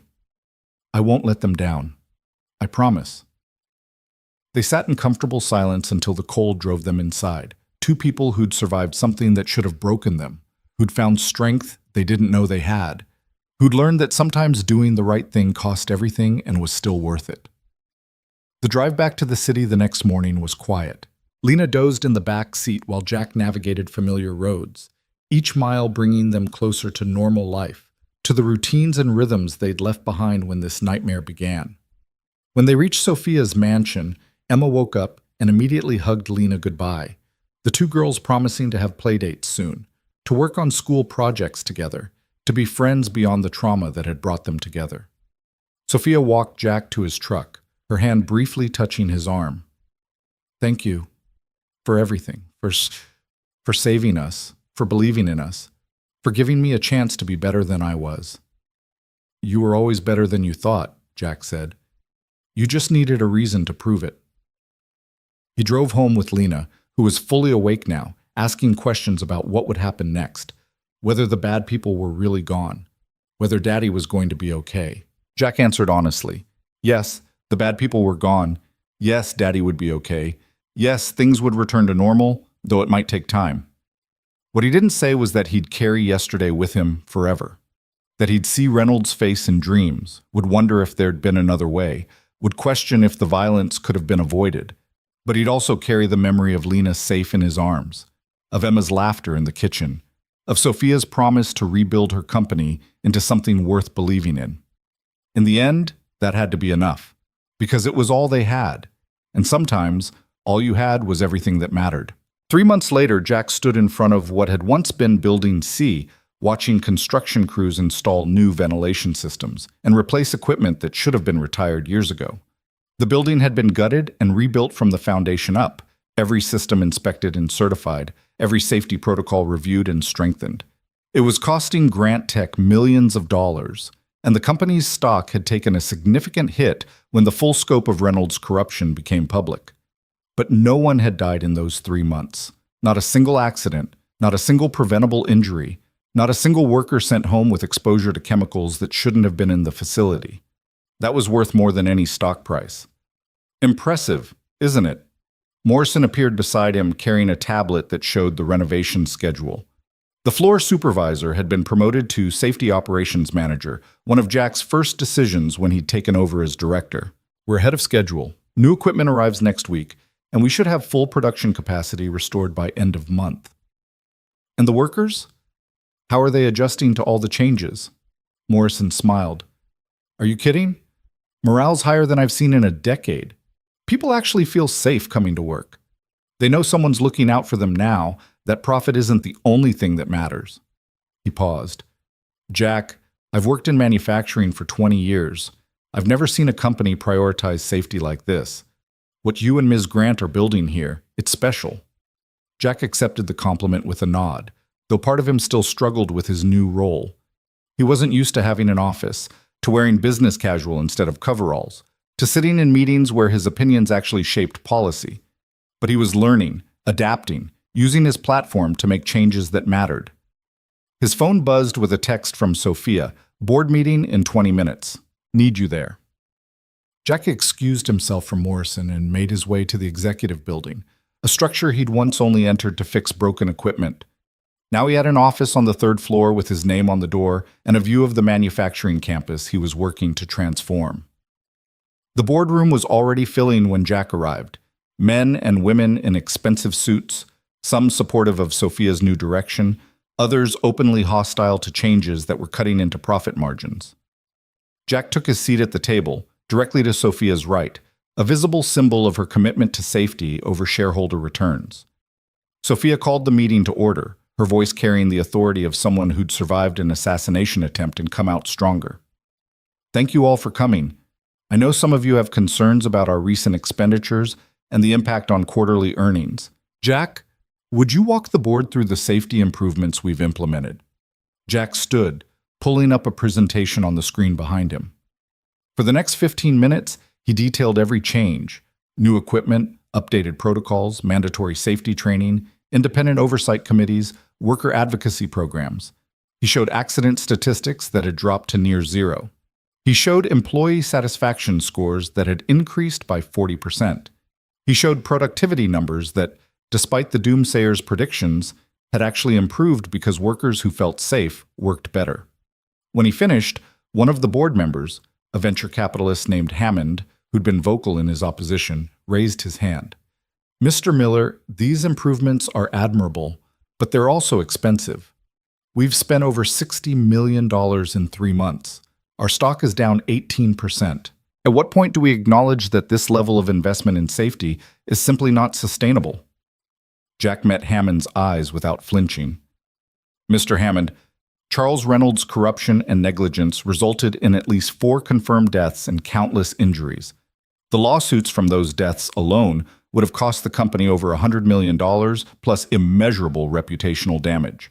The $60 million we've spent is insurance against that ever happening again. But more importantly, it's the right thing to do. The right thing doesn't always align with shareholder value. Then maybe shareholder value isn't the only metric that matters. Jack's voice was calm but firm. I'm not an executive. I don't have an MBA. But I know what it's like to watch good people die because someone chose profit over safety. I know what it's like to be punished for saving a life. And I know that Grant Tech can either be the kind of company that values human beings, or it can be the kind that values quarterly earnings reports. It can't be both. The room was silent. Hammond leaned back in his chair, his expression unreadable. Then another board member, an older woman named Patricia Chen, who Jack had learned was Michael Chen's aunt, spoke up. I move that we continue Director Miller's safety initiatives for a minimum of 2 years with full funding and board support. All in favor? 6 hands went up immediately. After a moment's hesitation, 2 more joined them. Hammond's hand remained down, but he was outvoted. Motion carries, Sophia said, a small smile playing at her lips. Thank you, Jack. That will be all. Jack returned to his office, his hands shaking slightly from the adrenaline of confronting a room full of people who controlled billions of dollars. But he'd meant every word. Some things were worth fighting for, even when the fight was uncomfortable. His office phone rang. Jack answered to find Jennifer Park on the other end, her voice bright and energetic. She'd returned to work a month ago, this time in a newly created position as internal auditor with direct reporting authority to Sophia and the board. Her job was to ensure that what had happened under Reynolds never happened again. "Jack, you need to see this," Jennifer said. "I just finished reviewing the maintenance budgets for the satellite facilities. Everything checks out perfectly. No deferred maintenance, no redirected funds, no suspicious expenditures. It's all clean. That's what we're aiming for." "I know, but you don't understand. 6 months ago, these books were a disaster. Now they're a model of transparency and accountability. What you've built here, what Sophia's committed to, it's working. It's actually working." Jack felt something unfamiliar. Pride, maybe, or hope. "Thanks, Jennifer. Keep watching. The moment anything looks questionable, you let me know immediately." "Always." After work, Jack drove to pick up Lena from school. She'd returned to her normal routine quickly, the resilience of childhood allowing her to process trauma in ways adults couldn't quite manage. She still had nightmares occasionally, still asked questions about what had happened at the lake house, but mostly she was just Lena, curious, brilliant, obsessed with astronomy, and convinced she'd be the first person to walk on Jupiter. "Dad!" She bounded toward the truck, her backpack bouncing with each step. "Guess what? Mrs. Harrison said my Jupiter project was the best in the class. She's going to display it in the hallway for the whole school to see." "That's fantastic, sweetheart. I'm so proud of you." Lena climbed into the truck, then turned to him with sudden seriousness. "Dad, can Emma come over this weekend? She wants to help me build a model of the solar system for the science fair." "I'll check with her mom, but I'm sure that'll be fine." Emma and Lena had become inseparable in the months since the lake house. They had playdates twice a week, sleepovers once a month, and a friendship that had been forged in circumstances no child should have to experience but had somehow emerged beautiful and genuine. Watching them together, Jack sometimes wondered if they truly understood how close they'd come to losing everything, or if children were blessed with the ability to find joy even in the shadow of tragedy. That evening, Jack's apartment, which he'd upgraded to a larger place in a better neighborhood, courtesy of his new salary, hosted an impromptu gathering. Marcus Thompson arrived with his family, Chen stopped by after his shift, and Sophia came with Emma and a lasagna she'd attempted to make herself. "I should warn you," Sophia said as she set the dish on Jack's kitchen counter, "I'm not much of a cook. This might be inedible." "It's the thought that counts," Jack assured her, though he made sure to have pizza delivery on speed dial just in case. The adults gathered in the living room while the girls retreated to Lena's bedroom to work on their solar system project. Marcus's daughters, Megan and Claire, joined them, and soon the apartment was filled with the sound of children's laughter and animated discussions about planetary orbits. "How are you holding up?" Marcus asked Jack, handing him a beer. "Big changes in 3 months. New job, new responsibilities. New life, basically." "Some days are better than others," Jack admitted. "I still have moments where I second-guess everything. Wonder if I should have just stayed a mechanic, kept my head down, avoided all of this." "But you didn't," Chen observed. "You saw something wrong and you fixed it. That's not something to regret." Sophia raised her glass of wine. "To fixing things, and to the people brave enough to try." They drank to that, a small group of people who'd been thrown together by circumstances and had somehow become something like family. Sarah Thompson and Sophia discovered a shared interest in contemporary art. Marcus and Chen swapped military stories. Jack just listened, content to be part of something good, something normal, something that wasn't about survival or violence or desperate last stands.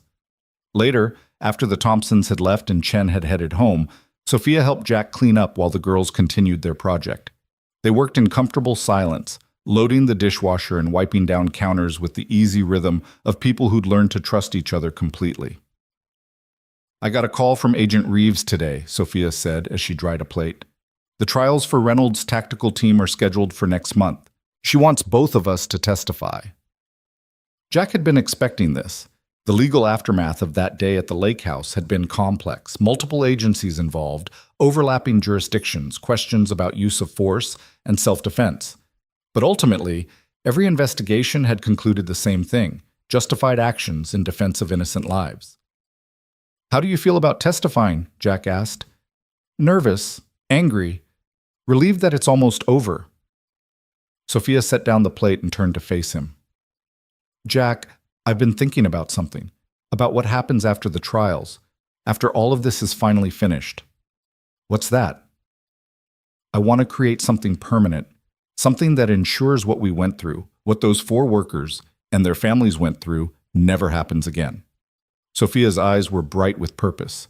I want to establish a foundation, the Phoenix Response Center. It would train workers in safety protocols, teach executives about ethical responsibility, provide resources for whistleblowers who see corruption and don't know how to report it safely. Jack felt that familiar sensation of pieces clicking into place, of a path forward that made sense. I think that's a brilliant idea. I want you to help me run it. Not now, you're needed at Grant Tech. But eventually, when the company's safety culture is solid and sustainable, I want us to take what we've learned and teach it to others. I want to make sure no other company can do what Grant Tech did under Reynolds. You're talking about changing entire industries. I'm talking about saving lives. That's all I've ever wanted to do since the night in that parking garage when I realized how badly I'd failed. Sophia's voice cracked slightly. I can't bring back those 4 workers. I can't undo the pain their families suffered, but I can make sure their deaths meant something, that some good came from all the bad. Jack reached out and squeezed her shoulder, a gesture of support and understanding. Then that's what we'll do, together. Sophia smiled through tears. Together. The girls emerged from Lena's room carrying a model solar system that was lopsided and covered in glue, but created with such obvious enthusiasm that it was beautiful. Emma pointed out each planet, explaining its features with the seriousness of a NASA scientist, while Lena added dramatic details about storms and volcanoes and the terrifying beauty of space. Watching them, Jack felt something shift inside him, a releasing of tension he hadn't realized he'd been carrying, a letting go of the fear that had defined the past 3 months. His daughter was safe. Sophia's daughter was safe. The immediate danger had passed, and while the world was still full of threats and challenges, in this moment they were okay. More than okay. They were healing. The trials came and went. Jack and Sophia testified about Reynolds' corruption, about the assault at the lake house, about the desperate final confrontation that had ended with Reynolds' death. The defense attorneys tried to paint them as vigilantes, as people who'd taken the law into their own hands. The prosecutors painted them as heroes who'd defended children against armed criminals. The jury sided with the prosecutors. Reynolds' tactical team was convicted on multiple charges: assault with deadly weapons, conspiracy to commit murder, illegal use of military equipment in civilian operations. They received sentences ranging from 15 to 25 years. When the verdicts were read, Jack felt no satisfaction, no sense of victory, just exhaustion and relief that it was finally, truly over. 6 months after the trials, Grant Tech held a ceremony. Sophia stood before an audience of workers, executives, journalists, and families of the 4 workers who died under Reynolds' watch. She spoke about accountability, about the failures that had led to preventable deaths, about the company's commitment to never letting profit override human life again. Then she unveiled a memorial, a simple stone monument in the center of the Grant Tech campus, engraved with 4 names: David Martinez, Sarah Johnson, Thomas Wright, and Kevin Park. Below their names, a single line: "They deserved better. We will do better." Jack stood beside Sophia as family members approached the memorial, some crying, some angry, all of them carrying grief that would never fully heal. He'd met with each family personally in the months since Reynolds' death, listening to their stories, acknowledging the company's failures, promising that their loved ones hadn't died in vain. It wasn't enough. It would never be enough. But it was something. After the ceremony, Michael Chen found Jack near the memorial. The man who'd almost died 2 years ago, whose life Jack had saved at the cost of his own career, extended his hand. "Thank you," Michael said simply, "for saving my life, for coming back, for making this place what it should have been all along." Jack shook his hand, feeling the weight of that moment 2 years ago, the choice that had cost him everything and somehow led him here. "I'm just glad you're okay." "More than okay. I'm alive because you broke the rules. Those 4 people on that memorial died because someone followed them." Michael glanced at the stone monument. "Rules matter, but people matter more. You taught me that." After Michael left, Sophia joined Jack in front of the memorial. They stood in silence, reading the names, carrying the weight of what had been lost and what had been saved. "Do you think they'd forgive us?" Sophia asked quietly. "The families? The workers who died?" "I think forgiveness isn't something we get to ask for," Jack said. "We just have to earn it, every single day, by doing better." "Then that's what we'll do." 1 year after the lake house, the Phoenix Response Center opened its doors. It wasn't much at first. A converted warehouse on the edge of the city, outfitted with training equipment and classrooms and a small staff of dedicated people who believed in the mission. But it was a start. Jack had transitioned from Grant Tech to the center 6 months earlier, once he was confident that the safety culture he'd built was sustainable. Morrison had been promoted to his position, and Jack had spent weeks training him, passing on everything he'd learned about balancing corporate pressures with ethical responsibility.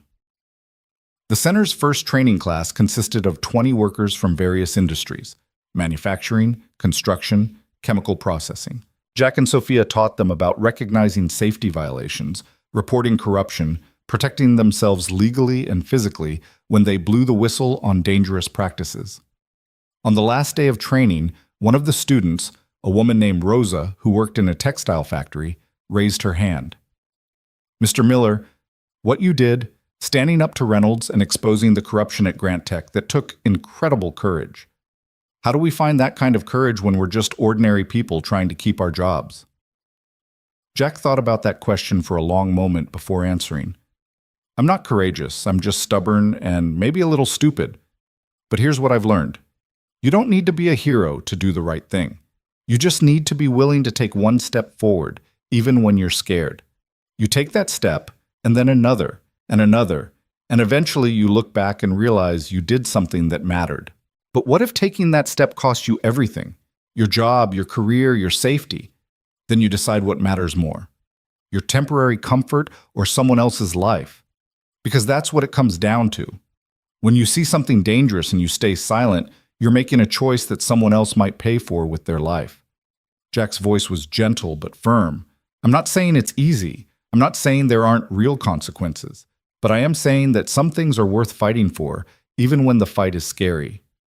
Rosa nodded slowly, absorbing this. Around the room, other students were taking notes, their faces showing a mixture of determination and fear and hope. After class, Sophia found Jack in his office, a small space with windows overlooking the training floor. She carried 2 cups of coffee and a folder full of applications for the next training session. "We have 60 people signed up for the next class," she said, handing him the coffee. "Word's spreading. People want to learn how to protect themselves and their coworkers. Jack, I think this might actually work." "It's already working." Jack gestured to the training floor where students were practicing safety inspections on mock equipment. "Look at them. 3 weeks ago, they were scared workers who felt powerless. Now they're learning how to identify hazards, how to report violations, how to stand up for themselves. We're creating a generation of people who won't accept dangerous working conditions just because their employer tells them to." Sophia smiled. "You sound like a revolutionary." "I sound like someone who's tired of watching good people die preventable deaths." They stood at the window watching the students work. 2 people who'd been brought together by tragedy and had chosen to create something meaningful from the wreckage. The Phoenix Response Center wasn't going to change the world overnight, but it might save a few lives, and a few lives were worth everything. That evening, Jack drove to pick up Lena from Emma's house, where the girls had been working on yet another school project. Sophia's mansion was different now. The security had been scaled back to reasonable levels, the paranoia had faded, and it felt more like a home than a fortress. Emma and Lena emerged carrying a poster board covered in photos and text. Their project, Lena explained with barely contained excitement, was about heroes. Real heroes, not superheroes from movies, but ordinary people who'd done extraordinary things. "And look, Dad," Lena said, pointing to one section of the poster. "We included you." Jack's breath caught. There was a photo of him. He didn't know where they'd gotten it, alongside text that read, "Jack Miller, former Navy SEAL and safety director, who stopped bad people from hurting workers and saved lives by standing up for what was right." "Girls, this is..."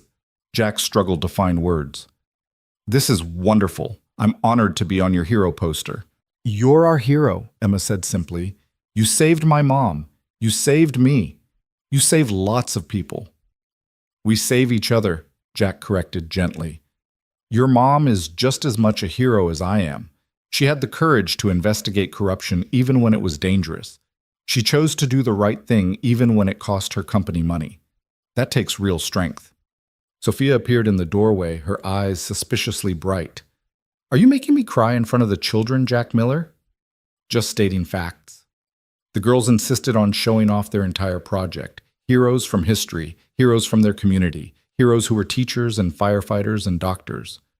But the section on Jack and Sophia was the centerpiece, lovingly created with glitter and photographs and handwritten explanations of what made someone heroic. Later, after Lena had fallen asleep in the truck on the drive home, after Jack had carried her to bed and tucked her in with Captain Ice, the penguin beside her, he sat in his living room and thought about the past year, about everything they'd survived, everything they'd lost, everything they'd built from the ashes. His phone buzzed with a text from Sophia. Thank you for today, for every day, for giving me a chance to be better. Jack typed back, thank you for taking that chance, for trusting me when you had every reason not to. The response came immediately. Coffee tomorrow? I have ideas for expanding the center. Of course you do, Jack replied with a smile. Tomorrow at 8. The months continued to pass, marked by small victories and incremental progress. The Phoenix Response Center trained hundreds of workers who returned to their jobs armed with knowledge and confidence to speak up when they saw something wrong. Grant Tech's accident rate remained at near zero, becoming an industry benchmark that other companies studied and tried to emulate. Jennifer Park published an article in a business journal about transparent accounting practices that became required reading in MBA programs. Jack and Sophia became something like partners, united by shared mission and mutual respect that had been forged in the worst circumstances and tempered into something unbreakable. They weren't friends exactly, their relationship was too complex, too weighted with history, but they were allies in the truest sense, two people committed to the same cause. Lena and Emma grew closer, their friendship deepening from playdates to true sisterhood. They had sleepovers where they stayed up late talking about boys and space and their dreams for the future. They defended each other at school, collaborated on projects, and called each other every night before bed. One evening, almost exactly 1 year after the confrontation at the lake house, Jack received a call from Agent Reeves. I thought you'd want to know, she said. We just closed the last investigation related to Reynolds. Every contractor, every accomplice, every person who helped him cover up violations, they've all been identified and prosecuted. It's over, Jack, completely over. Jack felt something release in his chest, a tension he hadn't realized he'd been carrying for 12 months, a hypervigilance that could finally relax. Thank you, Agent Reeves, for everything. You did the hard part. I just filed the paperwork. Reeves paused. Jack, what you and Sophia built, the safety protocols at Grant Tech, the Phoenix Response Center, the cultural shift you're creating, that's how you change systems. Not just by catching bad guys, but by making it harder for bad guys to exist in the first place. After the call, Jack walked to Lena's room. She was asleep, her astronomy posters covering the walls, her books about space exploration stacked on the nightstand. He stood in the doorway, watching her chest rise and fall with steady breaths, and allowed himself to feel something he hadn't felt in a very long time. Safety. True, deep, genuine safety. The monsters were gone. The investigations were closed. His daughter could sleep without fear, could dream about Jupiter and nebulae and distant galaxies without nightmares about gunfire and violence. They'd made it through. Somehow, impossibly, they'd survived. 2 years after the parking garage assault, the Phoenix Response Center held its first anniversary celebration. Over 300 people attended, workers who'd been trained, families of workers who'd been saved by whistleblowers who'd gone through the program, journalists who'd covered the Reynolds scandal and its aftermath. Jack stood at a podium looking out at the crowd, and for once didn't feel the familiar anxiety of public speaking. These were his people, workers and fighters, and ordinary individuals who'd chosen to do extraordinary things. 2 years ago, he began, I was a mechanic who heard a child scream for help. I didn't think about consequences or costs or personal safety. I just responded because someone needed help. That's all any of us are trying to do here. Respond when someone needs help. Whether it's stopping an assault, reporting a safety violation, or teaching someone how to protect themselves and their coworkers, we're all just responding to that same call for help. He paused, looking at Sophia, who stood at the side of the room with Emma and Lena. Someone once told me that heroes are just people who don't walk away. I don't know if that makes us heroes, but I know it makes us better than we were. And maybe that's enough. Maybe being better, helping where we can, refusing to walk away, maybe that's all anyone can ask of us. The applause was thunderous. Jack stepped away from the podium, feeling lighter than he had in years.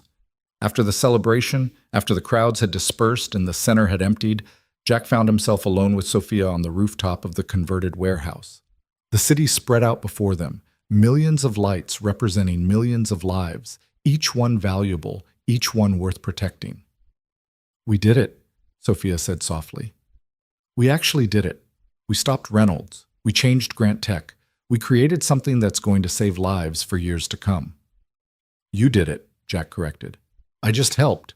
"No, we did it together. I couldn't have done any of this without you." Sophia turned to face him. "Jack, I need to tell you something. Something I should have said 2 years ago, but was too proud and too scared to admit." "What's that?" "When I fired you, I knew it was wrong. I knew you'd saved Michael Chen's life, that you'd done exactly what any decent person would do. But I fired you anyway because I was afraid of bad publicity, afraid of looking weak, afraid of admitting that our safety protocols were inadequate. I sacrificed you to protect my image." Sophia's voice was thick with emotion. "And then, 2 years later, you saved my life. You saved my daughter. You risked everything to help me, even though I'd destroyed your career. That kind of grace, that kind of forgiveness. I don't deserve it, but I'm grateful for it every single day." Jack was quiet for a long moment, processing this confession, this vulnerability. "You know what I learned from all of this? People are complicated. We make mistakes. We fail. We let fear drive our decisions. But we can also choose to be better. You chose to be better, Sophia. That matters more than the mistake. I'm trying. Every day I'm trying to be the person I should have been all along. That's all any of us can do." They stood in silence, two people who'd been through hell together and had emerged scarred but stronger, broken but healing. "Jack?" Sophia's voice was tentative. "Thank you for not walking away, for being the hero the girls needed. The hero I needed." Jack smiled. "Heroes are just people who don't walk away. You taught me that."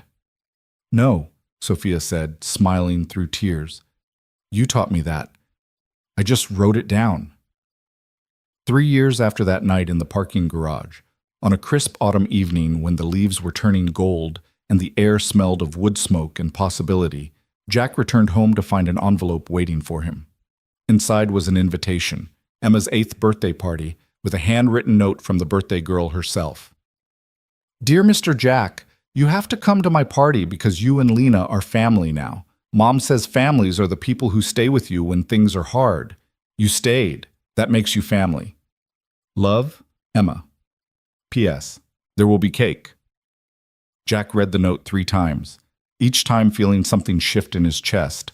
Grief for all they'd lost, gratitude for all they'd survived, hope for all they were building. He called Sophia. "We'll be there. Tell Emmalina and I wouldn't miss it for anything." "Jack, about the note, Emma wrote that herself. I didn't tell her to call you family." "I know, that's what makes it perfect." The party was everything a child's birthday should be. Laughter and games and too much sugar and moments of pure, uncomplicated joy. Jack watched Lena and Emma blow out candles together, watched them make wishes that he hoped with his entire being would come true, watched them live the childhood they deserved. Later, as the sun was setting and parents were collecting their children, Marcus Thompson pulled Jack aside. "You look happy, brother. Really, genuinely happy. When's the last time you felt that way?" Jack thought about it. "Maybe before Afghanistan, before I got injured, before everything fell apart. And now? Now I'm building something instead of surviving something. There's a difference." Marcus smiled. "Yeah, there is. I'm proud of you, Jack. For everything you've done, everything you've become." I'm just a man who heard a child scream and decided to help. No, you're a man who heard a child scream and decided to change the world. That's different. That night, after Lena was asleep and the apartment was quiet, Jack sat at his kitchen table and wrote a letter. Not to anyone specific, but to the universe, to the future, to the version of himself who'd been sitting in the same spot 3 years ago, wondering if doing the right thing had been worth the cost. He wrote about Sophia and Emma, about the Phoenix Response Center, about Grant Tech's transformation. He wrote about the workers who were alive today because of safety protocols that hadn't existed 3 years ago. He wrote about Lena's dreams of space exploration and Emma's determination to become a scientist who solved impossible problems. He wrote about redemption and second chances and the strange mathematics of justice, where sometimes losing everything was the only way to find what truly mattered. At the bottom of the letter, he wrote a single line, the same line that had been written above the Phoenix Response Center's entrance, the motto that had guided everything they'd built. Heroes are just people who don't walk away. Jack folded the letter and placed it in a drawer, a message to his past self and his future self, a reminder of what they'd survived and what they'd become. The next morning, he woke to find Lena making breakfast, badly, enthusiastically, with pancake batter on the ceiling and flour on her clothes. She was singing something about Jupiter's moons, completely unself-conscious, completely happy. Jack stood in the doorway, watching his daughter, and felt gratitude so profound it brought tears to his eyes. This moment, this ordinary, perfect, impossibly precious moment, was what he'd fought for. This was what had been worth every cost, every sacrifice, every terrifying choice. His phone buzzed with a text from Sophia. New class starts today at the center. 25 students. Ready to change more lives? Always, Jack texted back. That's what we do. He helped Lena finish breakfast, drove her to school, and headed to the Phoenix Response Center, where 25 workers waited to learn how to protect themselves and their co-workers. Each one of them represented potential lives saved, future tragedies prevented, families that wouldn't have to grieve preventable deaths. Sophia met him at the entrance, carrying coffee and lesson plans, and the determined expression of someone who'd found her purpose. Together, they walked into the center, into the work that defined them, into the mission that had brought them together and transformed them both. Heroes are just people who don't walk away. They hadn't walked away. They'd stayed. They'd fought. They'd built something beautiful from something broken. And in the end, that was all that mattered. The story that had begun with a child's scream in a parking garage had become a story of redemption, of courage, of ordinary people doing extraordinary things because they refused to accept that the world had to be the way it was. Jack Miller, former Navy SEAL, former mechanic, former outcast, had become exactly what he'd always been: a protector, a defender, a man who heard calls for help and responded. Sophia Grant, former CEO who'd prioritized profit over people, had become something better, a leader who understood that success meant nothing if it was built on suffering, that wealth meant nothing if it cost human lives. Together, they'd created a legacy that would outlive them both, that would protect people they'd never meet, that would prove that integrity and courage and refusing to walk away could actually change the world. Years would pass. Lena would grow up to become an aerospace engineer, designing systems that kept astronauts safe in the hostile environment of space. Emma would become a corporate ethics consultant, teaching the next generation of executives that profit and morality weren't mutually exclusive. The Phoenix Response Center would expand to 12 locations across the country, training thousands of workers, preventing countless accidents, saving lives that would never know they'd been saved. Grant Tech would become the gold standard for safety culture, the company other corporations studied when they wanted to do better. And Jack Miller would continue to wake up every morning, grateful for the daughter sleeping down the hall, for the work that gave his life meaning, for the second chance he'd been given to be the man he'd always wanted to be. But all of that was still in the future. In this moment, on this ordinary Tuesday morning, 3 years after everything changed, Jack Miller stood in the Phoenix Response Center's training room, looked at 25 workers who'd come to learn how to save lives, and said the words that had become his creed, his purpose, his truth. Heroes are just people who don't walk away. So today, we're all going to be heroes. Let's get started. And they did. Because that's what heroes do. They don't walk away. They stay. They fight, they build. They make the world better, one choice at a time, one life at a time, one moment at a time. And sometimes that's enough to change everything.